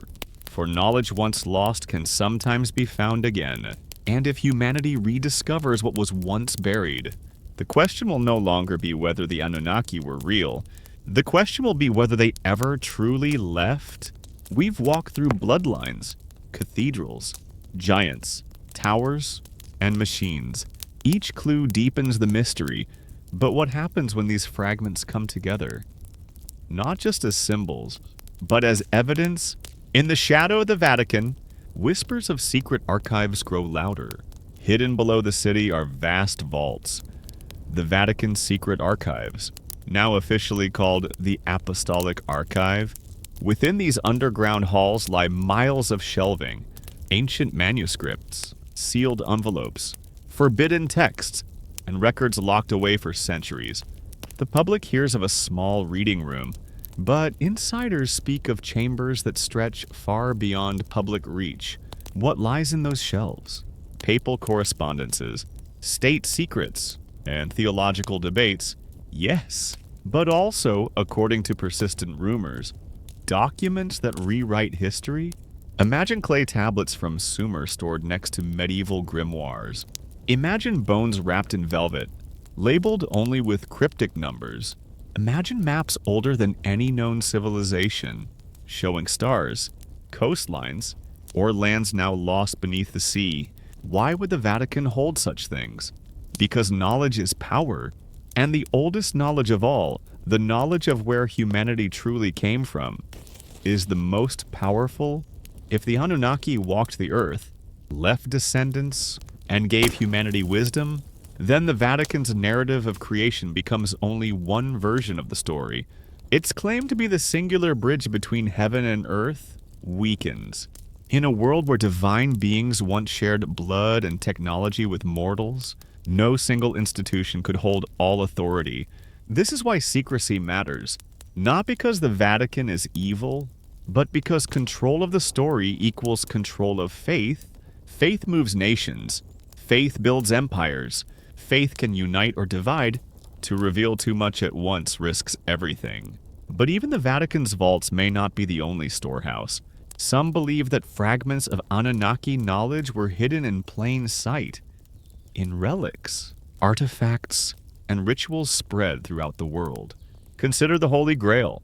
In mainstream thought, it's the cup of Christ, but older legends describe it as a vessel of power, a stone fallen from heaven, a source of endless knowledge. Some versions even call it a machine, a device capable of transforming those who touch it. Is it possible the Grail isn't simply a symbol of Christ's sacrifice, but an artifact of something far older, a remnant of the technology once carried by the Anunnaki? If so, then the Vatican's intense interest in Grail legends makes sense. Another example is the Ark of the Covenant. The Bible describes it as a gold-covered chest holding the tablets of the law, but it also speaks of the Ark as a source of immense energy, capable of striking people dead, leveling walls, and radiating divine presence. Some researchers argue the Ark was not only a religious symbol, but a kind of power device, perhaps even an ancient transmitter or generator. If the Anunnaki once gifted such technology, the Ark may have been one of their most potent remnants. This theory would explain why the Ark disappears from history. If it were only a box, it could be displayed. If it were a machine, it would need to be hidden. And then there's the Shroud of Turin. Officially, it's a relic of Christ's burial, but its image is burned into the fabric in a way that defies simple explanation. Could it be a byproduct of unknown energy? Technology lost to time? Whether or not each artifact fits the theory, the pattern is clear. Objects of power and mystery cluster around religious stories. They are not simply symbolic. They may be keys to something older. This brings us to another trail, the ancient brotherhoods. Throughout history, secret societies have claimed to guard hidden wisdom. The Knights Templar, the Freemasons, the Rosicrucians, all shrouded in mystery, all accused of holding knowledge forbidden by the Church. The Templars, in particular, are surrounded by rumors, founded to protect pilgrims. They became wealthy and powerful. When the Vatican turned against them, it accused them of heresy, idolatry, and secret rituals.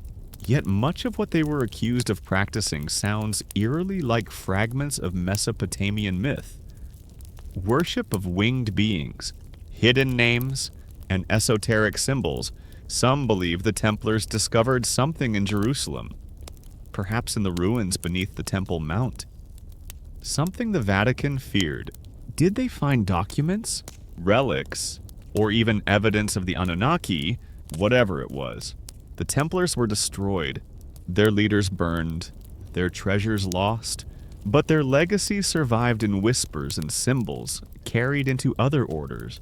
The Freemasons, too, draw on symbols older than their public history: the all-seeing eye, the winged compass, the emphasis on sacred architecture, all echo themes of builders, watchers, and divine knowledge. Are these mere metaphors, or the last traces of a tradition rooted in contact with the Anunnaki? The Rosicrucians speak of invisible colleges, secret masters, and ancient teachers who guide humanity from behind the scenes. Even the idea of hidden adepts, beings who walk among us unnoticed, mirrors the myths of gods who lived as men. These brotherhoods may not hold the full truth, but perhaps they hold fragments. Each one carries symbols like puzzle pieces. Pieces that point back to a lost age of knowledge and contact. And here's where the story turns even more unsettling. What if the Vatican isn't only hiding knowledge from the past, but actively working with those who still hold it? Some researchers speculate that the Church and certain secret orders maintain an uneasy alliance. The Church controls the narrative, while the Brotherhoods guard the tools. Together they keep the past sealed, releasing only enough to shape culture without destroying it. Is this speculation? Yes. But history gives hints. Popes have been Freemasons. Priests have been Rosicrucians. Monks have been alchemists. The lines blur more than official stories admit. And then there are the Jesuits, the Vatican's own secret service. So it's highly educated, globally networked, and deeply involved in science. The Jesuits have often been accused of hiding knowledge. In some theories, they are the Vatican's stewards of forbidden history, keepers of maps of lost lands, star charts older than any telescope, and perhaps even data on ancient visitors. One legend says the Jesuits once possessed a device that allowed them to see into the past, a chronovisor, officially dismissed as fantasy. The story lingers because it fits the pattern in a hidden technology linked to ancient knowledge. If such a device existed, even in prototype, it would explain how the Vatican might know more about our origins than any public archive reveals. With a machine like that, lost history would no longer be lost. It would be visible. This brings us to the most provocative question. Has contact with the Anunnaki ever truly ended? Some traditions say no. They claim the beings once called gods never left. They simply withdrew, blending into myth, changing their names, or living in ways we can't perceive. Others say they still influence world events through bloodlines, secret societies, or hidden technology. If that's true, then the Vatican's silence is not only about the past, but the present. It is not merely hiding history, but managing an ongoing reality. Even mainstream religion carries hints of this.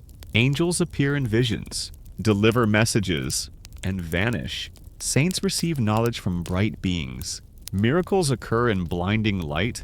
These descriptions echo the language of ancient encounters, only framed in spiritual terms. Could it be that what we call angels are simply the same beings once called Anunnaki? Could saints and prophets be humans chosen to act as intermediaries, as ancient kings once were? If so, the Vatican's greatest secret would not be a vault of old books, but the acknowledgement that the beings behind its stories are still active. And perhaps this is why silence persists. The world is not ready to know that the line between heaven and earth is not as distant as it seems. When we look at the Vatican today, its ceremonies, its symbols, its power, we see an institution rooted in tradition, but behind the gold and marble may stand something much older, a shadow reaching back to the ziggurats of Sumer and the bloodlines of kings. Every relic, every cathedral, every ritual may be part of a tapestry that keeps memory alive while hiding its full meaning. The Anunnaki may be gone, or they may not, but their echoes remain in blood, in stone, in symbols, in vaults. And now, as we piece together these fragments, we begin to see not just a story, but a pattern. The Vatican does not fear the Anunnaki because they are myth. It fears them because they are memory, and perhaps because memory can return. This leads us to our final path, prophecy. For some say the Anunnaki are not only our past, but our future. What happens when a story suppressed for thousands of years rises again? What happens when technology buried in myth is rediscovered? What happens when the beings once called gods reappear? These are not idle questions. They are the axis of our time. And in the next part, we'll explore how prophecy, science, and hidden agendas converge. What some call the return of the gods. Stay with me. We've traced bloodlines, hidden symbols, cathedrals, towers, giants, machines, and secret brotherhoods. But everything we've uncovered points to a question more urgent than history. What about the future? Because many traditions, both ancient and modern, don't just look back to the Anunnaki. They look forward. They speak of a return. Let's start with Mesopotamian prophecy. In Sumerian and Akkadian texts, the gods were not eternal rulers. They came and went. Some tablets describe them departing after the flood, promising to return in a distant age. The gods were not gone forever. They were simply away. This idea echoes in many cultures. The Mayans spoke of feathered serpents who departed but would one day come back. The Hopi tell of sky beings who promise to return after cycles of destruction. Even in Norse mythology, the gods are destined to reappear after Ragnarok, when the old world ends and a new one begins. The theme repeats: departure, waiting, return. Now consider the Bible. The Old Testament speaks of God descending in clouds, surrounded by fire. The New Testament speaks of Christ returning in glory. Revelation speaks of heavenly armies coming down from the skies. To the faithful, these are spiritual promises. But what if they are also memories of something physical? If the beings once called gods left in machines, might not their return look the same? Arrivals from the sky, wrapped in fire and light. This interpretation doesn't cancel the religious meaning. It reframes it. The divine may not be purely mystical, but also technological. Prophecy may not only be vision, but prediction. And this is where modern science enters the story. In the last century, humanity has entered the sky and touched the stars. Rockets launch from deserts, satellites circle the globe, machines walk on the moon. For the first time since the Tower of Babel, we are building stairways into heaven again. And with each step, the echoes of ancient prophecy grow louder. If humanity can leave Earth, then why couldn't others have done so long before us? If we can imagine colonizing Mars, then is it so impossible to imagine that the Anunnaki once colonized Earth? This is why UFOs, once dismissed as fantasy, have become a serious topic again. Governments release footage of objects defying known physics. Military pilots speak of encounters they cannot explain. Officials hint at technologies not made on this Earth. To the public, this is new. To the Vatican, perhaps it is not. If the Church has held records of beings who came from the sky, then every new sighting is not a surprise but a reminder. A reminder that the prophecy of return may be near. Some researchers argue that the Vatican is preparing quietly for this. Consider the actions of the Jesuit astronomers who run the Vatican Observatory, the oldest astronomical institution in the world. Why does the Church, of all organizations, maintain telescopes in Arizona and Chile? Why does it study exoplanets, distant galaxies, and the possibility of life beyond Earth? Officially, the answer is simple.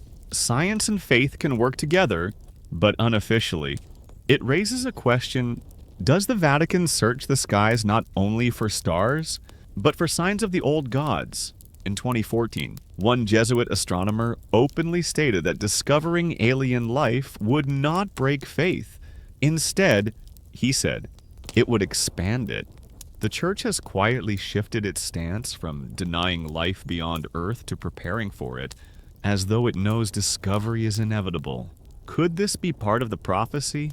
That the Anunnaki, or their descendants, will return, and that humanity must be prepared to reinterpret everything it believes. Now think about Revelation. The book describes signs in the heavens, stars falling, trumpets sounding, armies descending. To many, it's symbolic of spiritual conflict, but to others, it reads like a coded memory of contact, a future moment when the beings who shaped humanity return openly. The Vatican rarely comments on prophecy outside of narrow interpretation, but perhaps that silence hides preparation. If the Anunnaki return, it will not be enough to say they are demons, or angels, or myths. The Church will have to explain, and in that moment, Everything it has hidden will matter. But prophecy doesn't only belong to Scripture. Science too carries its own prophecy. Geneticists now study the human genome in detail, peeling back layers of ancestry. And what they find is strange. Buried in our DNA are fragments that don't fit neatly into evolutionary timelines. Sudden leaps, sudden insertions, sudden changes that shaped who we are today. Some scientists call this junk DNA. Others suggest it may not be junk at all, but evidence of deliberate design. If so, then humanity itself may be the prophecy, the living proof of Anunnaki intervention. If our very blood carries their touch, then their return is not just cosmic, but personal. It is written in us. We are the prophecy. This possibility terrifies and fascinates. It means the Vatican is not just guarding old books and bones. It is guarding the truth of who we are. But let's take the question further. What if prophecy doesn't point to a simple return? What if it points to a test? Some traditions say that when the gods return, they will judge whether humanity has matured. If we have, they will share knowledge again. If we haven't, they will destroy and rebuild. This idea fits the cycles of history. Civilizations rise, collapse, and rise again. Floods, fires, plagues, wars, each resetting humanity's progress. Each cycle remembered in myth as punishment from the gods. Could prophecy simply be the memory of these cycles? Could the return of the gods mark the start of another? If so, then humanity's current age are towers of steel, our machines of flight, our hunger for the stars, may be nothing new. It may be the echo of an older age, one that ended in fire. And prophecy may simply mean the cycle is about to turn again. Now consider this. If the Anunnaki do return, will the Vatican admit the truth? Or will it attempt to frame them within its theology, calling them angels or demons to keep control? If bright machines descend from the skies tomorrow, will the church say, this is the second coming? Will it say, these are fallen angels? Or will it finally whisper the truth it has hidden? That these are the same beings once called Anunnaki, returning to finish what they began? The answer may decide not only the future of faith, but the future of civilization. And here's the final twist. Maybe prophecy isn't about waiting for them to return. Maybe it's about us becoming like them. Look at our world. We manipulate genes, build artificial intelligence, and launch ships into space. We create weapons that can level cities in fire. We are becoming creators ourselves, creators of life, of knowledge, of destruction. Isn't that exactly what the Anunnaki were remembered as? Teachers, builders, destroyers, givers of wisdom and war.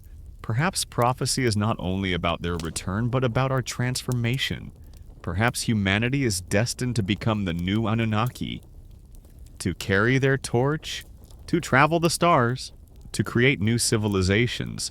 If so, then the Vatican's silence makes sense. To reveal this too soon would shatter not only faith, but identity. Humanity would no longer see itself as children of God, but as heirs of gods. And in that shift, the church would lose its role, so prophecy hangs in balance. Return, judgment, or transformation. Each path is possible. Each path carries both hope and terror, but the one certainty is this: silence will not last forever.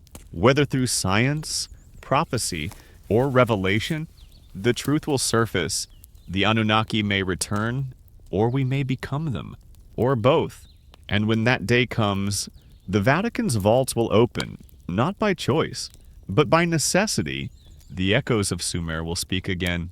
We've followed the story from ancient Mesopotamia through hidden vaults, towers, giants, machines, and prophecy. But to understand the Vatican's silence fully, we need to ask one last question. What are they protecting? It's easy to think of this as mere secrecy, guarding relics, tablets, or forbidden books. But what if the truth is deeper? What if the Vatican is not only protecting knowledge, but also humanity itself? Consider this. If tomorrow the Vatican released proof that the Anunnaki were real, that humanity was engineered, guided, and judged by beings from the stars, what would happen? For some, faith would collapse. The story of Adam and Eve, of original sin, of redemption, everything would be questioned. If humans are not solely the creation of God, but the product of ancient engineers, then what is salvation? What is the soul? Others might take the opposite path. They might worship the Anunnaki themselves, turning from religion to a new, dangerous faith. We've seen this impulse before in cults that worship UFOs, in movements that await space-born saviors. Imagine that impulse multiplied by billions, and governments, they would fear chaos. If humanity learned that we share blood with beings who once ruled us, nations might collapse, wars might erupt, power might shift overnight. The Vatican knows this. It has always known that faith is fragile, that civilization rests on stories as much as on stone. To reveal too much, too soon, might shatter the order of the world. But secrecy can also be control. By keeping this knowledge locked away, the Vatican decides what humanity is allowed to know about its own origins. That is power beyond politics, beyond kings, beyond empires. It is power over meaning itself. And here's where the story becomes most dangerous. Because hidden knowledge always seeks to break free. We see it in whispers of giants, in stories of flood and fire, in myths that refuse to die. We see it in the symbols etched into cathedrals and stained glass, in paintings that carry meanings beyond their beauty. We see it in the fragments of archaeology, in the bones that vanish, in the ruins that defy explanation. The truth leaks, no matter how deep the vault. And perhaps this is why the Vatican builds walls higher and locks stronger. Not because the truth is fragile, but because it is unstoppable. Now, let's turn the question inward. Why does this story fascinate us so much? Why do we keep returning to the Anunnaki, to forbidden history, to secret vaults and hidden truths? It's not just curiosity. It's something deeper. Humanity senses a gap in its memory. We feel that the story we are told is incomplete. We see monuments that should not exist. We hear echoes of giants in every culture. We sense that something has been edited, erased, rewritten. And within that gap lies a hunger for origins, for meaning, for destiny. The Vatican's silence is one answer. To hide the truth, to protect the story it prefers. But our fascination is another answer. To seek, to dig, to question until silence breaks. Maybe this is the real struggle, not between gods and men, not between heaven and earth, but between silence and memory, between forgetting and remembering, and memory always wins. So let's step back and look at the story as a whole. In the beginning, beings descended from the heavens. They shaped humanity, ruled it, taught it, judged it. They were remembered as gods, giants, angels, demons. Their traces linger in clay tablets, in sacred texts, in monuments of impossible stone.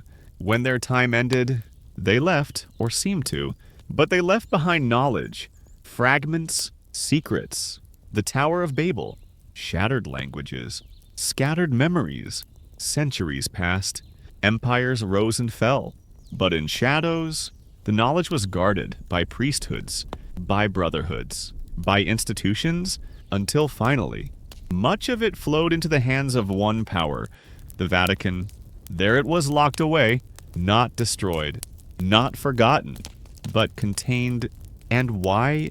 Because the knowledge is dangerous. It questions everything: creation, salvation, authority. It suggests humanity is more than dust, more than clay, that we are heirs of the stars. For the Vatican, that truth is both too great and too terrible. Too great to release, too terrible to lose. So it holds it, century after century, waiting. But while they wait, the world changes. Science rises. Archaeology uncovers ruins. Technology begins to mimic the very wonders once ascribed to gods. And prophecy whispers that the old ones may return. So we arrive at the present moment, a crossroads, On one side, silence.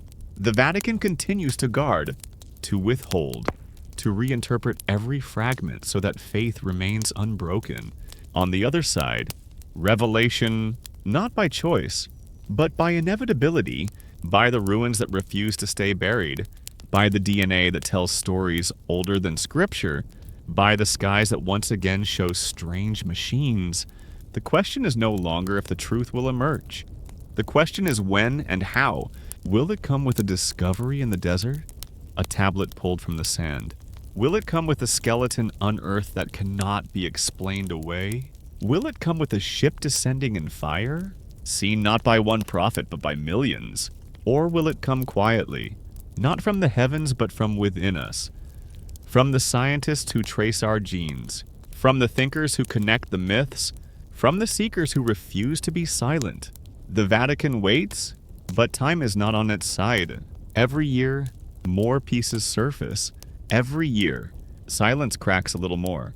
And so we must ask ourselves, what happens when the silence finally breaks? Will we crumble, unable to bear the weight of truth? Or will we rise, ready to claim our inheritance as children, not just of Earth, but of the cosmos? The answer is not in vaults or cathedrals or even in prophecies. The answer is in us. Because maybe the Vatican was right about one thing. Maybe the truth is dangerous. Maybe we weren't ready before. But maybe we are now. Maybe humanity has reached the point where silence is no longer protection but prison. And if that's true, then the greatest secret of all is not hidden in Rome. It is hidden in us, in our blood, in our memory, in our hunger to know. The Anunnaki, the giants, the gods of old, they may return, or we may become them. Either way, the story is not over. The Vatican's silence cannot stop what is coming, because the echoes of Sumer are growing louder. The tower is rising again. The sky is opening, and the memory of the gods will not stay buried forever. This is the secret history. This is the hidden truth. And this is only the beginning. To truly grasp the Vatican's silence, we need to zoom out even further. Because the story of the Anunnaki is not just about Mesopotamia, not just about giants or towers. It is about a global memory. One written into the myths of every continent, every people, every age. Let's begin with the Americas. In Mesoamerica, the Aztecs and Maya told of Quetzalcoatl, the feathered serpent who came from the sky, brought knowledge, and promised to return. He was a teacher of astronomy, mathematics, and agriculture. He was not just a god of worship, but a bringer of civilization. Does this not echo the Sumerian stories of Enkis, who gifted humanity with knowledge, or of the Nephilim, who taught forbidden arts?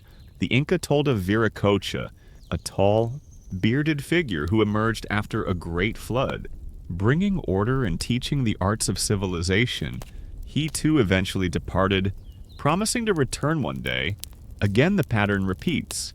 Beings from beyond, intervention in human progress, withdrawal, and prophecy of return. Cross the ocean to Africa, the Dogon people of Mali hold a story of the Nomo, beings who descended from the star Sirius. They taught language, science, and agriculture. Their descriptions are eerily precise, even matching modern astronomical knowledge about Sirius's binary star system. How could such detail exist without contact? In Egypt, the gods were not abstract forces but rulers who walked among men. The pharaohs claimed descent from them. Just as Sumerian kings claimed descent from the Anunnaki, the Great Pyramids, aligned with the stars, may be monuments not just to gods but to their cosmic origin. Travel to Asia, and the echoes remain. In India, the Vedas speak of flying chariots, vimanas, machines that soared through the sky, piloted by beings with immense power. These were not allegories of clouds, but detailed accounts of aerial craft, weapons, and even battles. The descriptions sound less like myth and more like technology. In China, ancient records speak of the Yellow Emperor descending from the heavens in a dragon of fire, a flying machine, perhaps remembered as a dragon by those who saw it. He brought laws, tools, and medicine, shaping civilization itself. In the Pacific, Polynesian legends tell of sky beings who came to Earth, mingled with humans, and then left, promising to return when the time was right.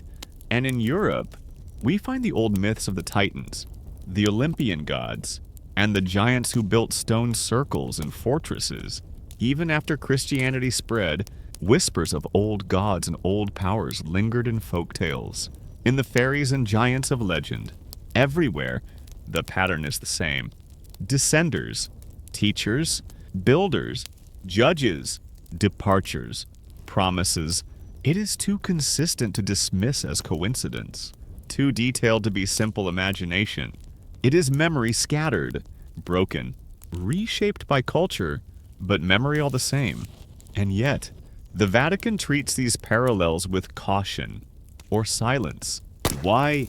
Because to acknowledge them would mean admitting that Christianity is not a singular revelation, but part of a much older, broader story, a story that spans the whole earth, with roots in the stars. For the Church, this is dangerous. It undermines the uniqueness of Scripture. It blurs the line between God and gods. It raises the possibility that all religions, all myths, are fragments of the same truth. That humanity has always been in contact with higher beings. But here's the irony. The Church itself has preserved many of these stories, hidden in archives, absorbed into saints' legends, cloaked in allegory. The memory is there, even within Rome's walls. It simply isn't spoken aloud. And while silence holds, archaeology keeps digging. Consider the ruins that cover the planet. Monuments too vast, too precise, too mysterious to explain with conventional history. Stonehenge in England, aligned with the solstices. The Great Pyramids of Egypt, aligned with Orion. The megaliths of Baalbek in Lebanon, with stones weighing hundreds of tons, as if made for giants. The Nazca lines of Peru, stretching across the desert in shapes visible only from the sky. The city of Pumapunku in Bolivia, with stones carved so precisely they rival modern machining. Each of these is a question mark. Each of them whispers of knowledge beyond what ancient peoples were supposed to have. And in each case, mainstream history shrugs, offering guesses but no answers. But in the context of the Anunnaki, the pieces fit. These are not random anomalies. They are fingerprints of the same beings remembered in every myth. Builders who walked among men, teachers who aligned stone with stars, gods who left their mark not only in memory but in stone. This is the true danger of archaeology. Each ruin is a crack in the wall of silence. Each discovery threatens to reveal the story the Vatican guards so fiercely, and so we see a pattern of suppression, bones that vanish, artifacts dismissed, sites left unexplored or reinterpreted to fit the safe story. Always silence, always control.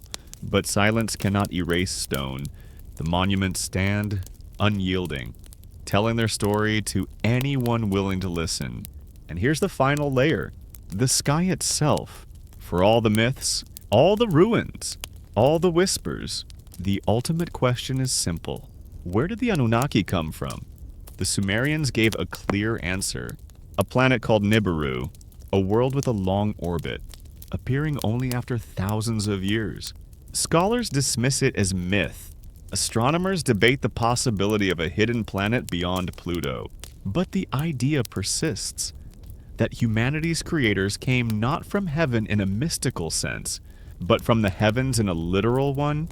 If this is true, then our origins are not only divine but cosmic. We are the children of the stars, shaped by beings who traveled between worlds. And this brings us full circle. The Vatican's silence is not just about theology, or politics, or faith. It is about protecting humanity from the shock of its true identity. Because if the truth were revealed, that our ancestors were guided by star-faring beings, that our myths are memories, that our monuments are their legacy, then everything would change. Religion would change, history would change, science would change, and humanity itself would change Maybe the Vatican fears chaos. Maybe it fears losing power. Or maybe, just maybe, it fears that humanity is not ready. But ready or not, the truth does not stay buried forever.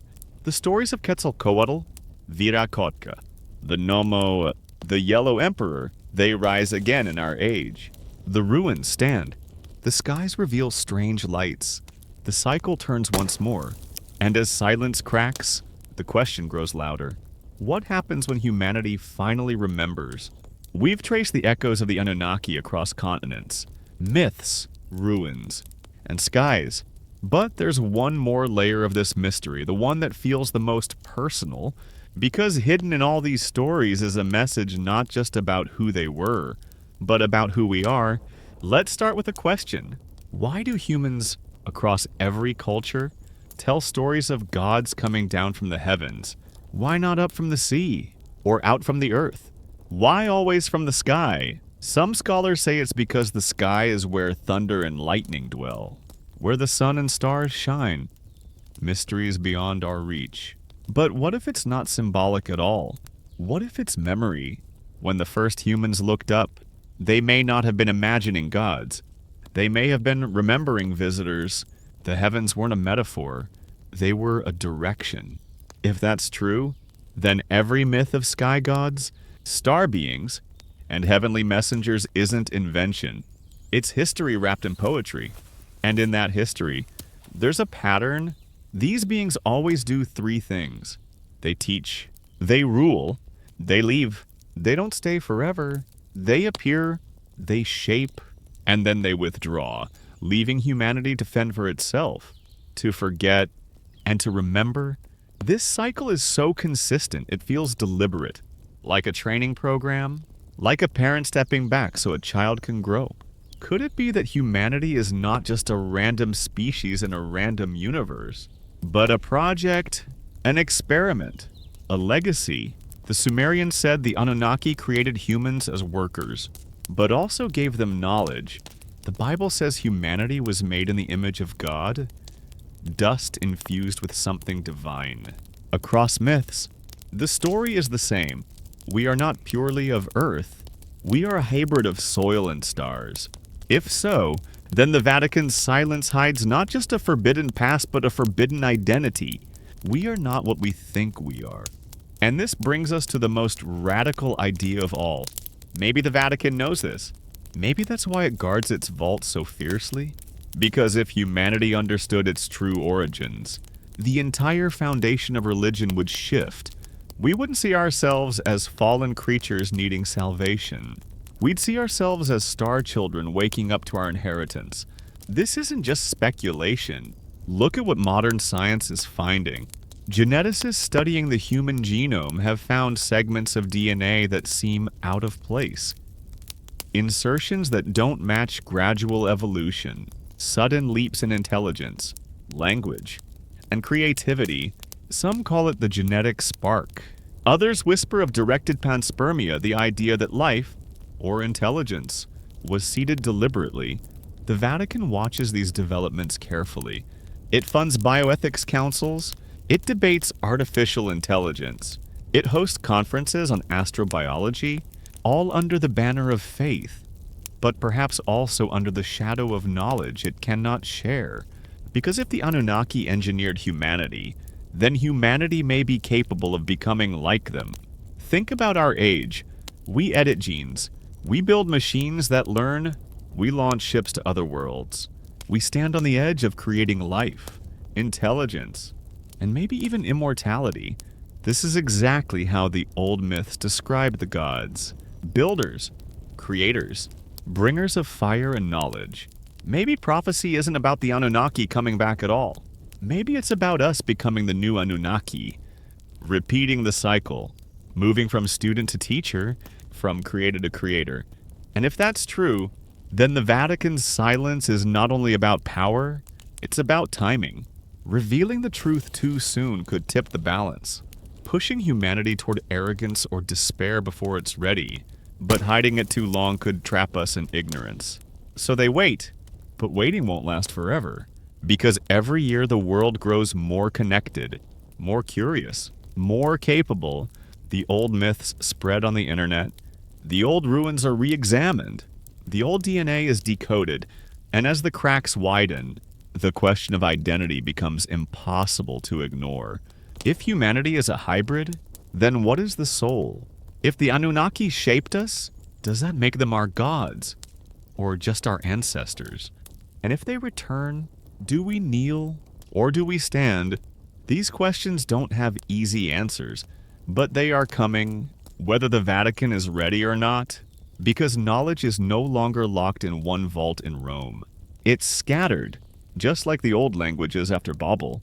But now the world is reconnecting, unifying again, not under one tongue, but under one network, and with that unity comes a new power, the power to remember together. Maybe this is the real tower rising in our age, not of stone, but of information. A tower not to reach the heavens, but to bring the heavens back into focus.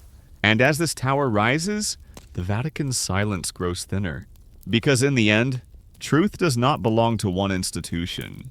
It belongs to humanity, and humanity is remembering the echoes of the Anunnaki, the whispers of the giants, the symbols carved into stone. They're no longer just stories, they're evidence. They're a mirror, showing us who we've been and hinting at who we might become. And the Vatican's vault, no matter how deep, cannot contain a mirror, because the real vault is not in Rome. It's in us, in our DNA, our myths, our monuments, and the key has always been ours. We're turning it now. And when that door opens, the story of the Anunnaki won't be a conspiracy theory. It will be a chapter of human history, a chapter we're finally ready to read. We've walked through myths, ruins, DNA, and prophecy, but now we arrive at the deepest question of all. What happens next? Because everything we've uncovered, the Vatican's silence, the Anunnaki's legacy, the monuments, the machines, the prophecies points to a crossroads. Humanity is standing at a threshold. On one side lies forgetting. We can continue living under the official story. Humans born of chance, gods as metaphors, the Vatican's vault as a curiosity rather than a crisis. This path is safe, familiar, comfortable. On the other side lies remembering. We can accept that our origins are more complex, more cosmic, and more extraordinary than we've been taught. But that path is not safe. It's disruptive. It changes everything: religion, science, identity, power, and here's the truth. The choice may not be ours to make much longer. Because the world is changing, every year brings discoveries that erode the old story. Satellites map the Earth in detail, revealing lost cities and ancient patterns invisible from the ground. DNA sequencing uncovers new mysteries about our origins. Governments release documents on UFOs. Astronomers detect new planets and scan the skies for signs of life. The walls of silence are crumbling, not just in the Vatican, but everywhere. And as they crumble, the question shifts from, is it true, to what will we do about it? Let's look at the possibilities. Scenario 1. Revelation from above. The Anunnaki, or their descendants, return openly. Ships in the sky, visible to all, not just to prophets or pilots. This would be the most dramatic scenario, the one many prophecies describe. If this happens, the Vatican will have no choice but to respond. It will either frame the visitors as angels fulfilling scripture, or as demons testing humanity. But the real test will be ours. Will we greet them as gods, as ancestors, or as equals? Scenario 2. Revelation from below. No ships, no sudden return. Instead, the truth emerges from us, from archaeology, genetics, and global communication. Piece by piece, the story becomes undeniable. The Vatican's vaults are forced open by public knowledge, not by aliens. This scenario may already be happening. Each new discovery is a crack in the dam. Each whisper of hidden archives, each unearthed artifact, each DNA anomaly is another drop of water behind the wall. Eventually, the wall gives way. Scenario 3. Transformation. No ships, no vaults opening. Instead, humanity evolves technologically, spiritually, genetically into what the Anunnaki once were. We become the beings we've been waiting for. The cycle completes not by their return, but by our ascension. In this scenario, the Vatican's silence becomes irrelevant. The truth emerges not because it's revealed, but because we embody it. Any of these scenarios, or a combination, could unfold within our lifetime. But no matter which path comes, one fact remains. Secrecy has an expiration date. The Vatican's vault cannot hold back the stars. It cannot contain our genome. It cannot stop the ruins from speaking. It cannot prevent prophecy from echoing. At best, it can delay, but even that delay has a cost. Because the longer the truth is hidden, the more explosive it becomes when revealed. A controlled release could guide humanity gently into a new understanding. A forced revelation by alien arrival, by scientific breakthrough, or by leak could shatter society overnight. Maybe this is why the Vatican is cautious. Maybe it's not hiding the truth out of malice, but out of fear. Fear of chaos, fear of collapse, fear of what we might do with knowledge too soon. But there's another possibility. Maybe the Vatican isn't just hiding knowledge. Maybe it's using it. Think about it. If an institution holds the deepest secrets of human origins, if it knows our true history, our true potential, our cosmic connections, then it holds leverage over every nation, every religion, every person. Knowledge is power, and ultimate knowledge is ultimate power. Could this explain why the Vatican has survived for 2,000 years while empires have risen and fallen? And could its endurance be tied not only to faith, but to secrets? And if so, what happens when those secrets are no longer secrets? History shows us that when old powers lose their monopoly on knowledge, new worlds emerge.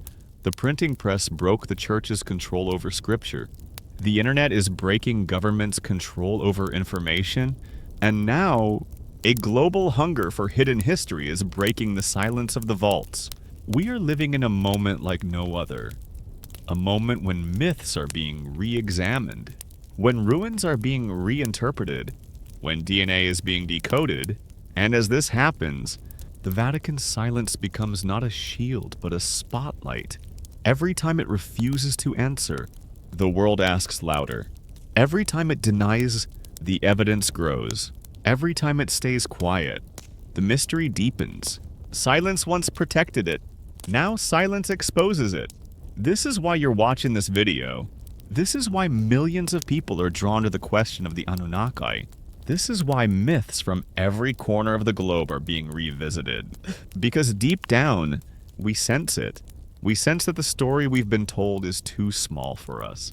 We sense that our origins are bigger, stranger, and more magnificent than dust and chance. We sense that the Vatican's vault hides not just old books, but the keys to our forgotten identity. And we're done waiting. Whether the Anunnaki return, whether the vaults open, whether the truth emerges from science or from the skies, the age of silence is ending. What comes next is up to us. Will we cling to old narratives, reshaping the visitors into angels or demons, repeating the same mistakes, or will we embrace a new story, one that sees us not as servants of gods, but as heirs of the stars? That is the choice before us. That is the real revelation, because the greatest secret is not in Rome. It's in you, in me, in all of us, in our DNA, in our myths, in our restless curiosity. And once you see that, the Vatican's vault is no longer a prison. It's just a locked door in a house that's already on fire. The walls are coming down. The truth is coming out. The cycle is turning. And for the first time in thousands of years, humanity stands at the edge of remembering who it really is. This is not just a story about ancient aliens. It's a story about you, about us, about what we're about to become. We've come this far through myths, ruins, DNA, and prophecy, and everything's been leading here to the question of what it means to be human in light of the Anunnaki story. Because whether you see this as literal history or as an epic metaphor, the effect is the same. It shifts the center of gravity. It changes how you think about yourself, your ancestors, and your future. For centuries, we've been taught to see ourselves as separate from the cosmos, tiny creatures on a pale blue dot, surrounded by vast emptiness. Religion offered comfort. You're small. But loved by God, science offered explanation. You're small, but made of star stuff. Both gave us a sense of belonging. But the Anunnaki narrative goes further. It says, you're small, but you're not alone. You're part of a lineage. You're part of an ongoing story. One that stretches from ancient Sumer to the farthest stars. This is not just about aliens. It's about identity. It's about power.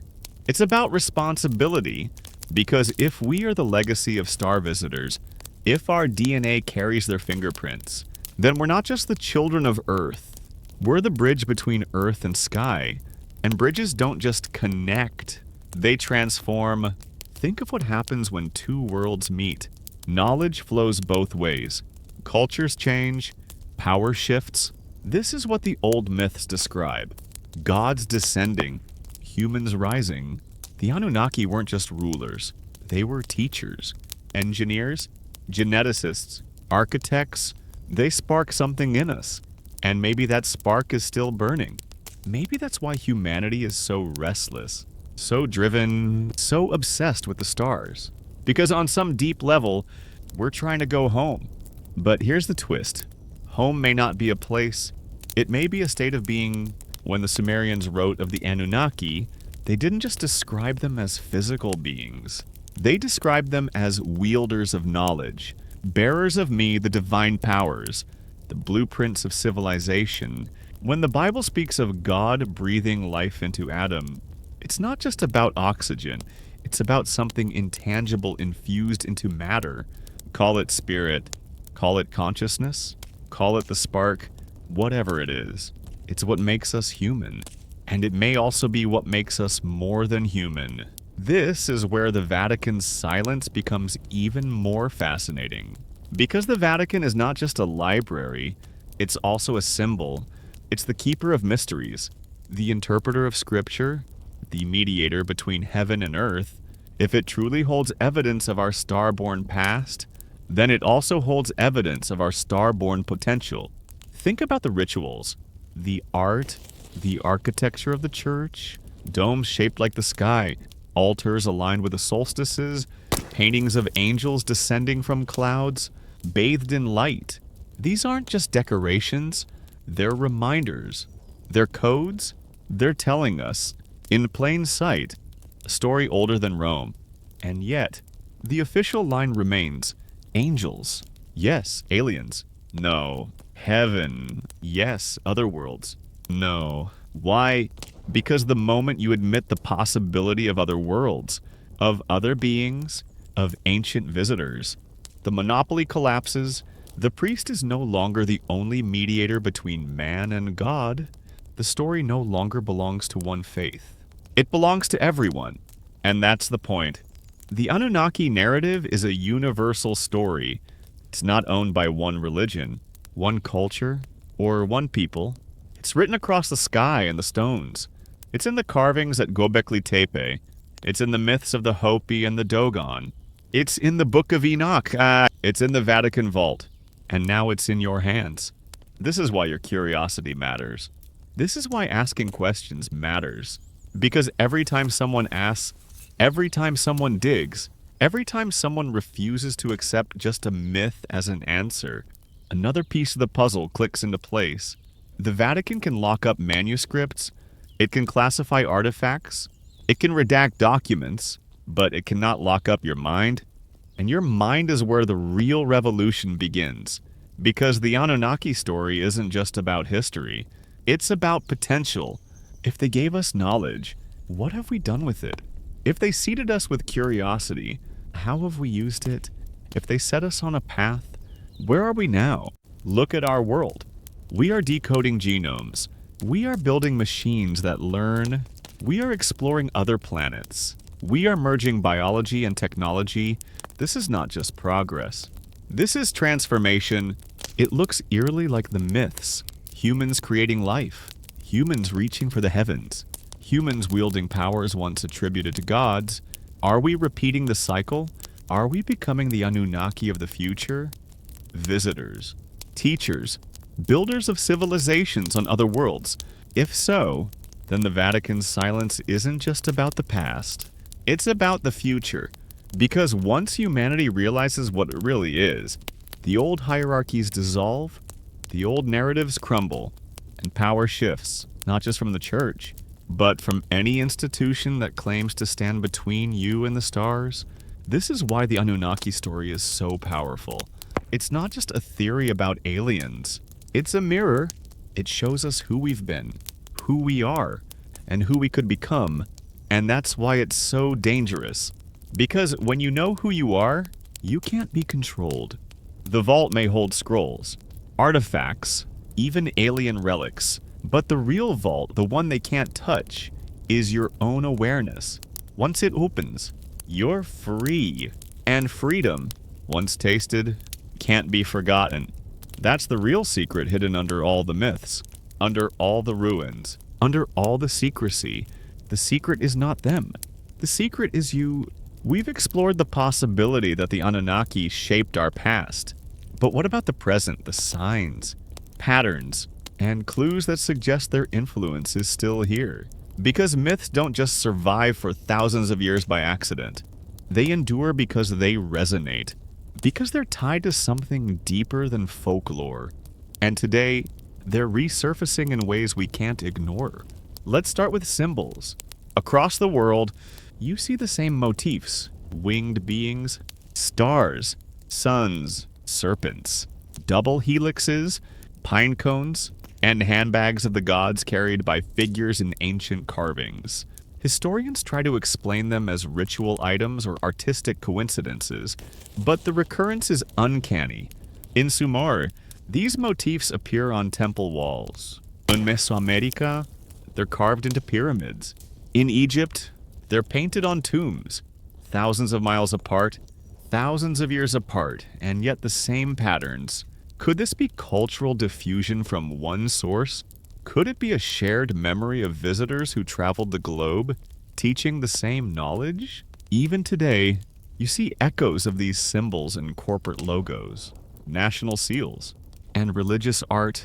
The pine cone at the Vatican's Cortile della Pina, the winged sun over the entrances of churches, the all-seeing eye above the pyramid on the dollar bill. It's as if these ancient marks have been woven into the fabric of our world, hidden in plain sight. Now look at technology. Human progress is supposed to be gradual, evolutionary, but history shows sudden leaps, jumps in metallurgy, agriculture, mathematics, astronomy, and architecture. Göbekli Tepe appears 7. Dutazo 0 years before Stonehenge with advanced planning and symbolism.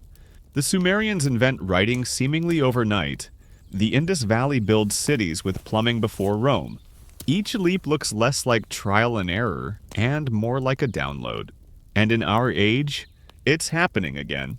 Artificial intelligence, quantum computing, gene editing, all arriving almost simultaneously, reshaping civilization at breakneck speed. It's as though the spark that ignited our ancestors is flaring again. Some researchers argue this is natural evolution. Others whisper about a hidden hand. Either way, the timing matters because ancient texts often speak of cycles. Ages of ignorance followed by ages of enlightenment. Golden ages followed by dark ages. The Mayan calendar. The Hindu yugas. The Sumerian king lists, we're entering a new cycle now. And here's where the Vatican reappears in our story. Officially, the Church rejects astrology and esoteric cycles. Unofficially, it tracks them. Its observatories study the skies. Its scholars pore over ancient texts.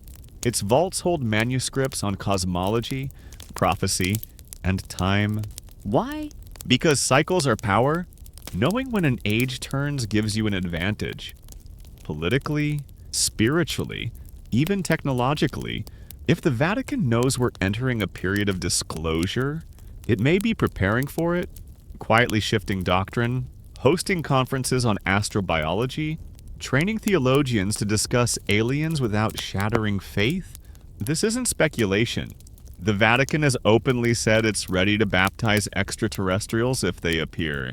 It has hosted scientists to discuss life beyond Earth. It has called alien life part of God's creation. That's not denial. That's preparation. But preparation for what? Some say disclosure, an official admission that we're not alone. Others say contact, the return of the beings who started this story. Others still say transformation, our evolution into the next stage of humanity. Whatever it is, the patterns point to something big. Because right now, around the world, governments are declassifying UFO documents. Military pilots testify under oath. Academics speak openly about non-human intelligence. What was fringe is becoming mainstream. And the Vatican is watching. It may know more than it's saying. It may even be coordinating with others who hold pieces of the puzzle. Governments, secret archives, ancient orders. But even if it's not, its silence is telling. Because silence is not absence. It's strategy. Every time the Vatican doesn't comment, it's not because it has nothing to say. It's because saying something has consequences, and those consequences are growing. Because the Anunnaki story is no longer just myth. It's becoming a framework, a way to understand our origins, our present, and our future. And if that framework is true, then the Vatican's role shifts from guardian of secrets to guardian of transition. Think of it like a bridge between two worlds. Just as humanity is a bridge between earth and sky, the Church, in its own way, has been preparing humanity for the possibility of the divine, not just as a distant God, but as a presence among the stars. It may not have told us the whole truth, but it may have been guiding us gradually toward a truth we could handle, because a sudden revelation of alien creators could shatter not just faith, but society, borders, politics, economics, identity. All of it could be thrown into chaos.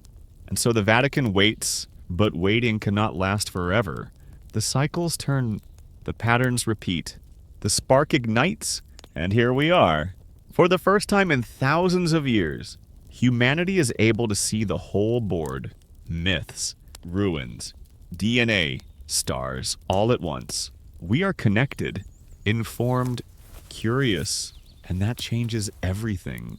Because once you see the pattern, you can't unsee it. And once you see it, you start to ask the question that has been waiting under all of this.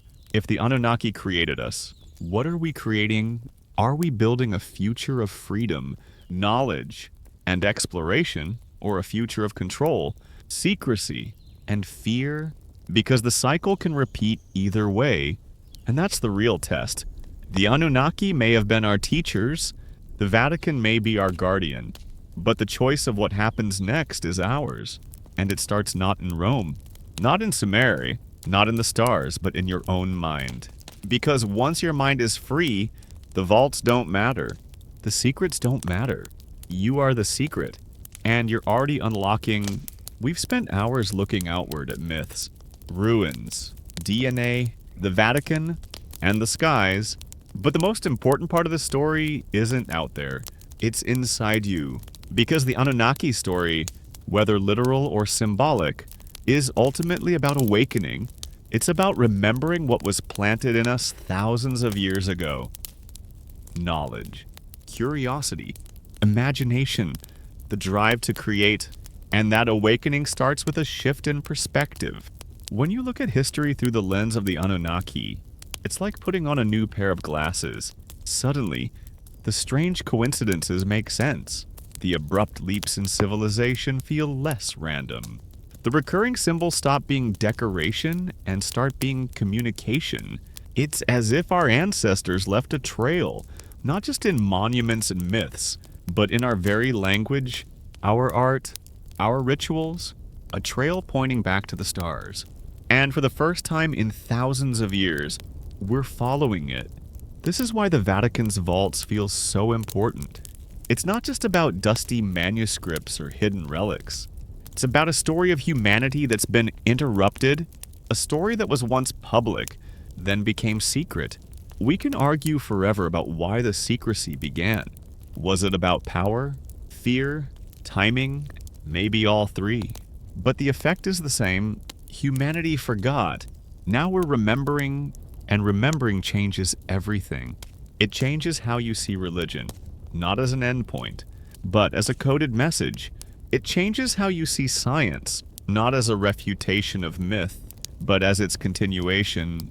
It changes how you see yourself, not as a random creature, but as a participant in a cosmic story. This is why the Anunnaki narrative resonates so deeply with people. It fills the gaps. It explains the yearning. It bridges the divide between faith and reason, between the past and the future. But it also demands something from you. It demands that you question. It demands that you look at old assumptions with fresh eyes. It demands that you step into uncertainty, because the moment you entertain the idea of a larger origin, everything else becomes provisional.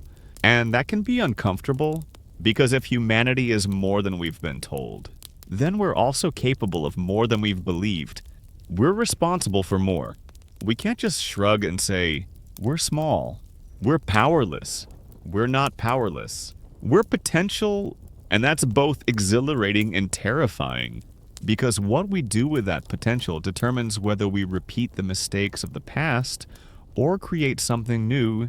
If the Anunnaki really existed, they weren't perfect.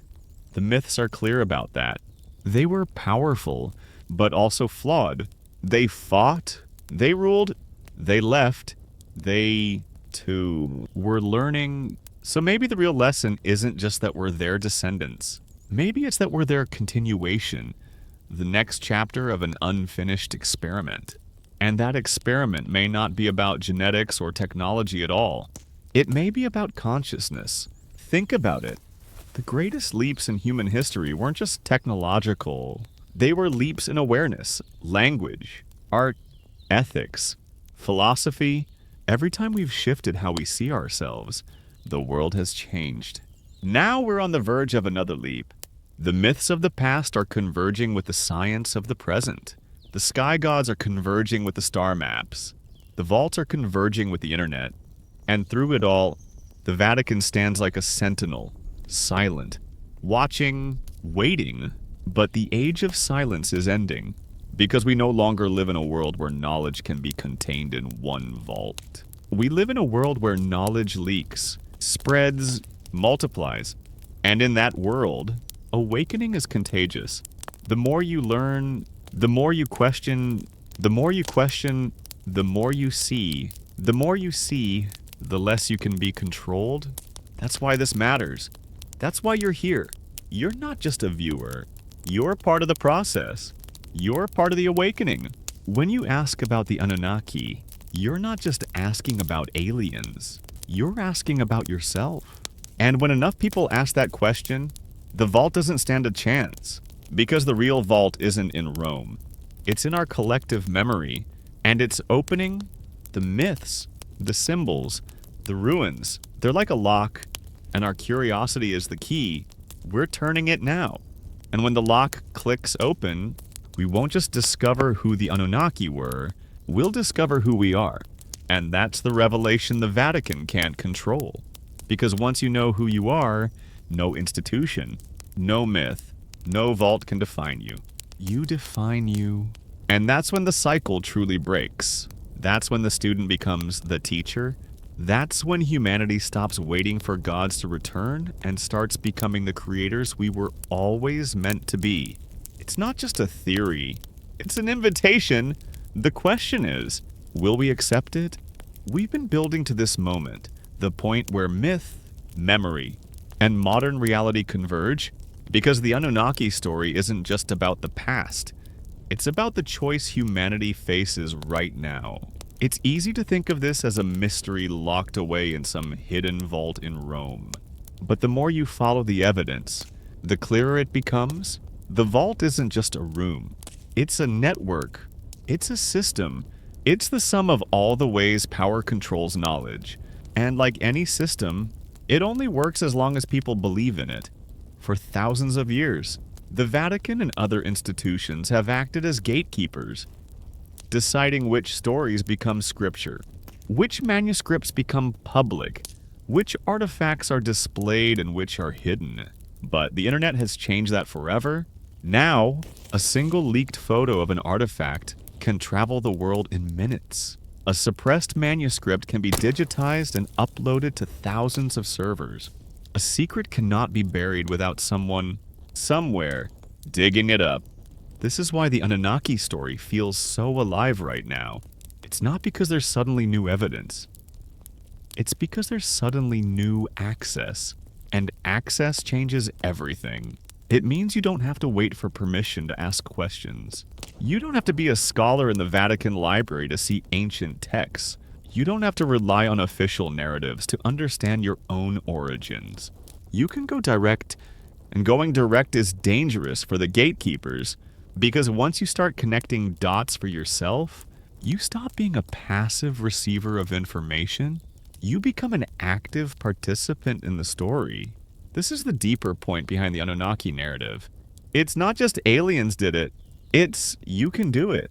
You can think for yourself. You can piece together the fragments. You can remember. And when enough people do that, the vault is irrelevant. Because the truth doesn't live on paper. It lives in patterns, in symbols, in DNA, in consciousness. The Vatican might control manuscripts, but it doesn't control your cells. It doesn't control your curiosity. It doesn't control your imagination. And that's where the real revolution is happening. Look at the world right now. People are waking up to hidden histories. They're questioning official narratives. They're rediscovering indigenous knowledge, ancient myths, alternative timelines. They're building communities, sharing data, making connections. This is collective remembering. It's messy. It's chaotic. It's full of misinformation and noise. But it's also unstoppable. Because once the process begins, you can't put the genie back in the bottle. That's why, more than ever, the Anunnaki story matters. Not because it gives you a neat answer, but because it invites you into the question. It reminds you that history isn't fixed. It's a puzzle still being assembled. And you're part of that puzzle. This is also why the Vatican's silence may be shifting. If you look closely, you see subtle changes. Statements about extraterrestrial life, conferences on astrobiology, gentle hints in speeches. It's like watching an old ship slowly turn. It doesn't announce the change. It adjusts course quietly, because at some point, denial becomes unsustainable. And that's where we are now. We're at the edge of disclosure, whether it's official or unofficial, whether it's from the skies or from our own research. And when that disclosure comes, it won't just be about aliens. It will be about us, about our origins, about our potential, about the fact that we're not a closed system. We're part of something bigger, older, and more interconnected than we've been taught. That realization is the real disclosure. The Anunnaki may or may not land ships on the White House lawn. The Vatican may or may not open its vaults. But the moment you see the pattern for yourself, you're already living in a post-disclosure world. Because you've shifted, and once you've shifted, you can't go back. You start to see the myths differently. You start to see yourself differently. You start to sense that you're not just reading history, you're continuing it. And that's the true power of this story. It's not about waiting for someone else to reveal the truth. It's about realizing you already have the tools to uncover it yourself. It's about understanding that you're not a passive character in someone else's epic. You're a co-author. And the next chapter hasn't been written yet. That's where we're going in the series. That's where this path leads, not just to the question who were the Anunnaki, but to the question who are we and who do we choose to become? Because at the end of the day, the Anunnaki story is not just about them, it's about you. It's a mirror, and what you do with that reflection is up to you. At this point, the Anunnaki story stops feeling like a distant legend and starts feeling like a challenge. Because once you glimpse it, once you see how myths, ruins, and vaults weave together, the question isn't, is this true? But what do I do with it? And that's where the real work begins. Because stories are powerful, they can shape entire civilizations. They can free or they can control. They can open your mind or lock it tighter than any vault. For centuries, the story of humanity has been told to us from above. By kings, by priests, by governments, by scientists. Each version claims to be the truth. Each version filters what you're allowed to know. The Anunnaki narrative cracks that open. It's not a neat package handed down from authority. It's a jigsaw puzzle scattered across continents, hidden in ruins, encoded in myths, and you are the one putting it together. That act of questioning, of connecting, of remembering is what shifts power, because when you start piecing together your own story, you stop needing permission to understand who you are. That's why this is more than an alien mystery. It's a human revolution. Let's talk about what happens when you take this seriously. You start seeing patterns everywhere. Symbols on ancient walls echo in modern logos. Myths of sky gods echo in modern space programs. Vaulted cathedrals echo ancient star maps. The world stops being random. It becomes layered, meaningful, alive. This is what your ancestors saw. This is why they built monuments aligned with solstices and equinoxes. This is why they left records in stone. They were mapping something larger. They were embedding knowledge for future generations. Knowledge they knew would be hidden, but not forever. And now it's surfacing. The Vatican can't stop that. No one can, because the pattern isn't locked in one place. It's everywhere. It's in your bloodstream. It's in your sky. It's in the architecture of your cities, the metaphors of your myths, the rhythm of your DNA. It's in the questions you're asking right now. And once you see it, you realize you're not powerless. The same impulse that drove the Anunnaki to travel the stars, to create, to teach, that impulse is in you. The same knowledge that sparked the first civilizations is still encoded in our collective memory. We are not spectators waiting for gods. We are participants remembering our own divinity. That's the hidden message beneath all the secrecy. That's why the Vatican's vault, no matter how vast, cannot contain the truth, because the truth isn't just about the Anunnaki. It's about human potential, and potential cannot be hidden forever. So what do you do with that? You start small, you question, you read, you compare, you look at myths not as fantasy, but as encrypted history. You look at ruins not as primitive, but as messages. You look at yourself not as a random creature, but as a being with a cosmic inheritance. And as you do, something shifts. The old fear, the fear of what if, begins to fade. The idea of gods from the sky stops being terrifying and starts being familiar. The idea of humanity as an experiment stops being humiliating and starts being empowering. Because an experiment can learn, an experiment can evolve, an experiment can surpass its creators. And maybe that's the point. Maybe the Anunnaki didn't just make workers. Maybe they planted seeds. Seeds of curiosity. Seeds of creativity. Seeds of consciousness. Or seeds that are blooming now. This is the quiet part of the story. No one tells you. It's not just about them coming back. It's about you waking up. It's about humanity realizing that the divine spark wasn't a gift meant to keep us small. It was a gift meant to make us grow. And the Vatican is just one chapter in that growth. An institution caught between protecting old narratives and preparing for new ones. It's not the villain of the story. It's a symbol. A symbol of the tension between secrecy and revelation, between control and freedom, between past and future. And like all symbols, it's only as powerful as the belief you give it. When you stop giving it that power, you reclaim it for yourself. And that's when the story changes. Because the Anunnaki narrative isn't finished. It's ongoing. It's alive. You're living in it right now. The question isn't, will they return? The question is, will we return to ourselves? To our potential? to the knowledge our ancestors tried to preserve. That's the real disclosure. That's the real awakening. And it starts not with vaults opening, but with minds opening. Yours. Because once your mind opens, you start seeing the vault for what it really is. Not a fortress of secrets, but a mirror reflecting your own curiosity back at you. And that curiosity is the key. You're already turning it. The lock is already moving. And when it opens, the story of the Anunnaki won't just be a theory you watch on YouTube. It'll be the story you're living right now. At this stage of the journey, the Anunnaki story begins to feel less like an external mystery and more like an internal roadmap. Everything we've covered, ancient myths, Vatican vaults, hidden artifacts, points toward one thing, a forgotten story of human potential.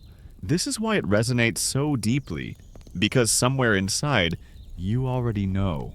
You already feel that humanity didn't just happen, that our sudden leaps in culture, art, and technology weren't random, that something older, bigger, and more intentional has been at work, and that knowing changes how you live.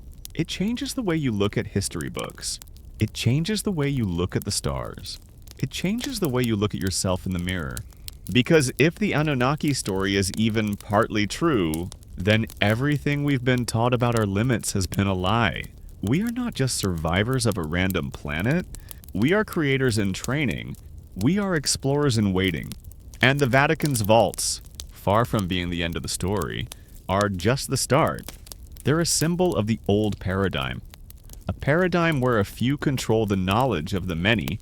That paradigm is breaking. Think about how fast things are changing. Not just technology, but consciousness. People are waking up. They're questioning mainstream narratives. They're comparing myths from opposite ends of the planet and finding the same archetypes, the same gods, the same star maps. This is the rediscovery of a global memory. And once a memory resurfaces, it can't be buried again. The Vatican knows this. That's why you see subtle signs of preparation. Conferences about extraterrestrial life. Gentle statements from the Vatican Observatory about the possibility of other civilizations. Quiet hints about cosmic origins. It's like an old institution slowly repositioning itself for a future it can't stop, but wants to manage. But the truth is no longer in their hands. It's in yours, because you're not waiting for them to open the vault. You're opening your own vault, the vault of your mind, your history, your DNA, and that's the real revolution. You're realizing that the Anunnaki story is not about dependency, but about inheritance. It's about realizing that the same creative force that built civilizations is still in you. You don't have to wait for disclosure. You can begin your own. And when enough people do that, something shifts globally. Knowledge becomes decentralized. Curiosity becomes contagious. Secrecy loses its power. That's why the Anunnaki story matters right now. It's not just an ancient mystery, it's a living invitation. An invitation to remember, to question, to evolve. And that invitation is dangerous to systems built on control. Because once you accept it, you can't be easily manipulated by fear, by dogma, by secrecy. You start to see that myths are not just bedtime stories, they're encrypted knowledge. You start to see that ruins are not just stones, they're messages. You start to see that your own body is not just biology, it's a library of memory, of potential, of stardust. That's the deeper layer of the Anunnaki story. It's not just about sky gods, it's about remembering your own sky, the sky you came from, the sky you're heading back to. And the Vatican, it becomes just another waypoint on the map. An institution trying to catch up with the story you're already living. When you realize this, you stop fearing what's hidden. You stop resenting what's secret. You stop waiting for permission. You start doing what your ancestors did. You observe. You map. You build. You create. You live as if you are more than you've been told. Because you are. And in that living, the vaults crumble. Not because someone opened them for you, but because you no longer need them. That's the final twist in the story. The Vatican vault, the Anunnaki myths, the hidden artifacts, they're not the destination. They're the trail markers. The destination is you. You are the vault. You are the experiment. You are the revelation. And when you realize that, the story isn't just about the past anymore. It's about the future. The future you're building right now, the future where humanity stops waiting for gods and starts becoming creators again. That's the real disclosure. That's the real awakening. And it's happening now, in real time, with you as part of it. We've come full circle, from ancient Sumerian myths to Vatican vaults, from questions of origins to questions of destiny, and through it all, one truth has emerged. The Anunnaki story isn't just about the past, it's about possibility. It's about the possibility that humanity is more than an accident, that we are part of a cosmic continuum, that the spark within us was ignited by something greater, and that spark is still burning. When you think about it, this is the thread running through every ancient culture. The Egyptians, the Mayans, the Sumerians, the Dogon all spoke of teachers from the stars. Different names, different symbols, but the same theme. And then silence. That silence has been curated, guarded, enforced by institutions like the Vatican. For centuries, knowledge was locked away. Myths were rebranded as allegories, and humanity was told a simpler story. You are small. You are weak. You are dependent. But cracks are forming in that story, because once you start asking, you see the holes. Once you start connecting dots, you see the patterns. Once you start remembering, you can't forget. That's what makes this moment so powerful. You are living at the edge of disclosure, not just political disclosure, but personal disclosure, the moment where the hidden becomes visible, the moment where myth becomes memory, and that edge is where change happens. Because when you realize that the Anunnaki story might be more than legend, you start to wonder if they seeded us, if they guided us, what did they intend for us? Maybe the answer isn't about them at all. Maybe the answer is about us. Maybe the Anunnaki story is a mirror, showing us both our origins and our potential, showing us that we are capable of the same leaps, the same journeys, the same creations, and maybe the real secret isn't buried in the Vatican or hidden in stone tablets. Maybe the real secret has been inside us all along, that we are not just children of Earth. We are children of the stars. That's the revelation. Not that gods will return to save us, but that we have always been more than we believed. The vaults may open one day, artifacts may be revealed, manuscripts may be published, but by then, you may already know the truth. Because the truth doesn't wait for institutions. The truth emerges when you start to see differently, live differently, think differently, and you are already doing that. The fact that you've come this far in this story means you're not just curious. You're awakening. Awakening to the possibility that history is bigger than textbooks, that humanity is greater than what we've been told, that the stars are not distant. They are our origin and our destiny, and awakening is contagious. When one mind opens, others follow. When one person remembers, it sparks remembrance in another. When enough people awaken, entire civilizations shift. That's how revolutions happen. Quietly at first, then all at once. So maybe the Anunnaki aren't returning in ships. Maybe they're returning in memory, in dreams, in myths resurfacing, in patterns re-emerging, in humanity finally ready to remember. And if that's the case, then disclosure isn't coming from the sky. It's coming from you. From the questions you ask, from the connections you make, from the courage you have to look at history differently. That's how the story continues. Not in vaults, not in ruins, but in you. Because you are the vault, you are the experiment. You are the awakening. And when you embrace that, the story of the Anunnaki stops being just a legend. It becomes the prologue to something far greater, the story of humanity, fully awake. And that story is only just beginning.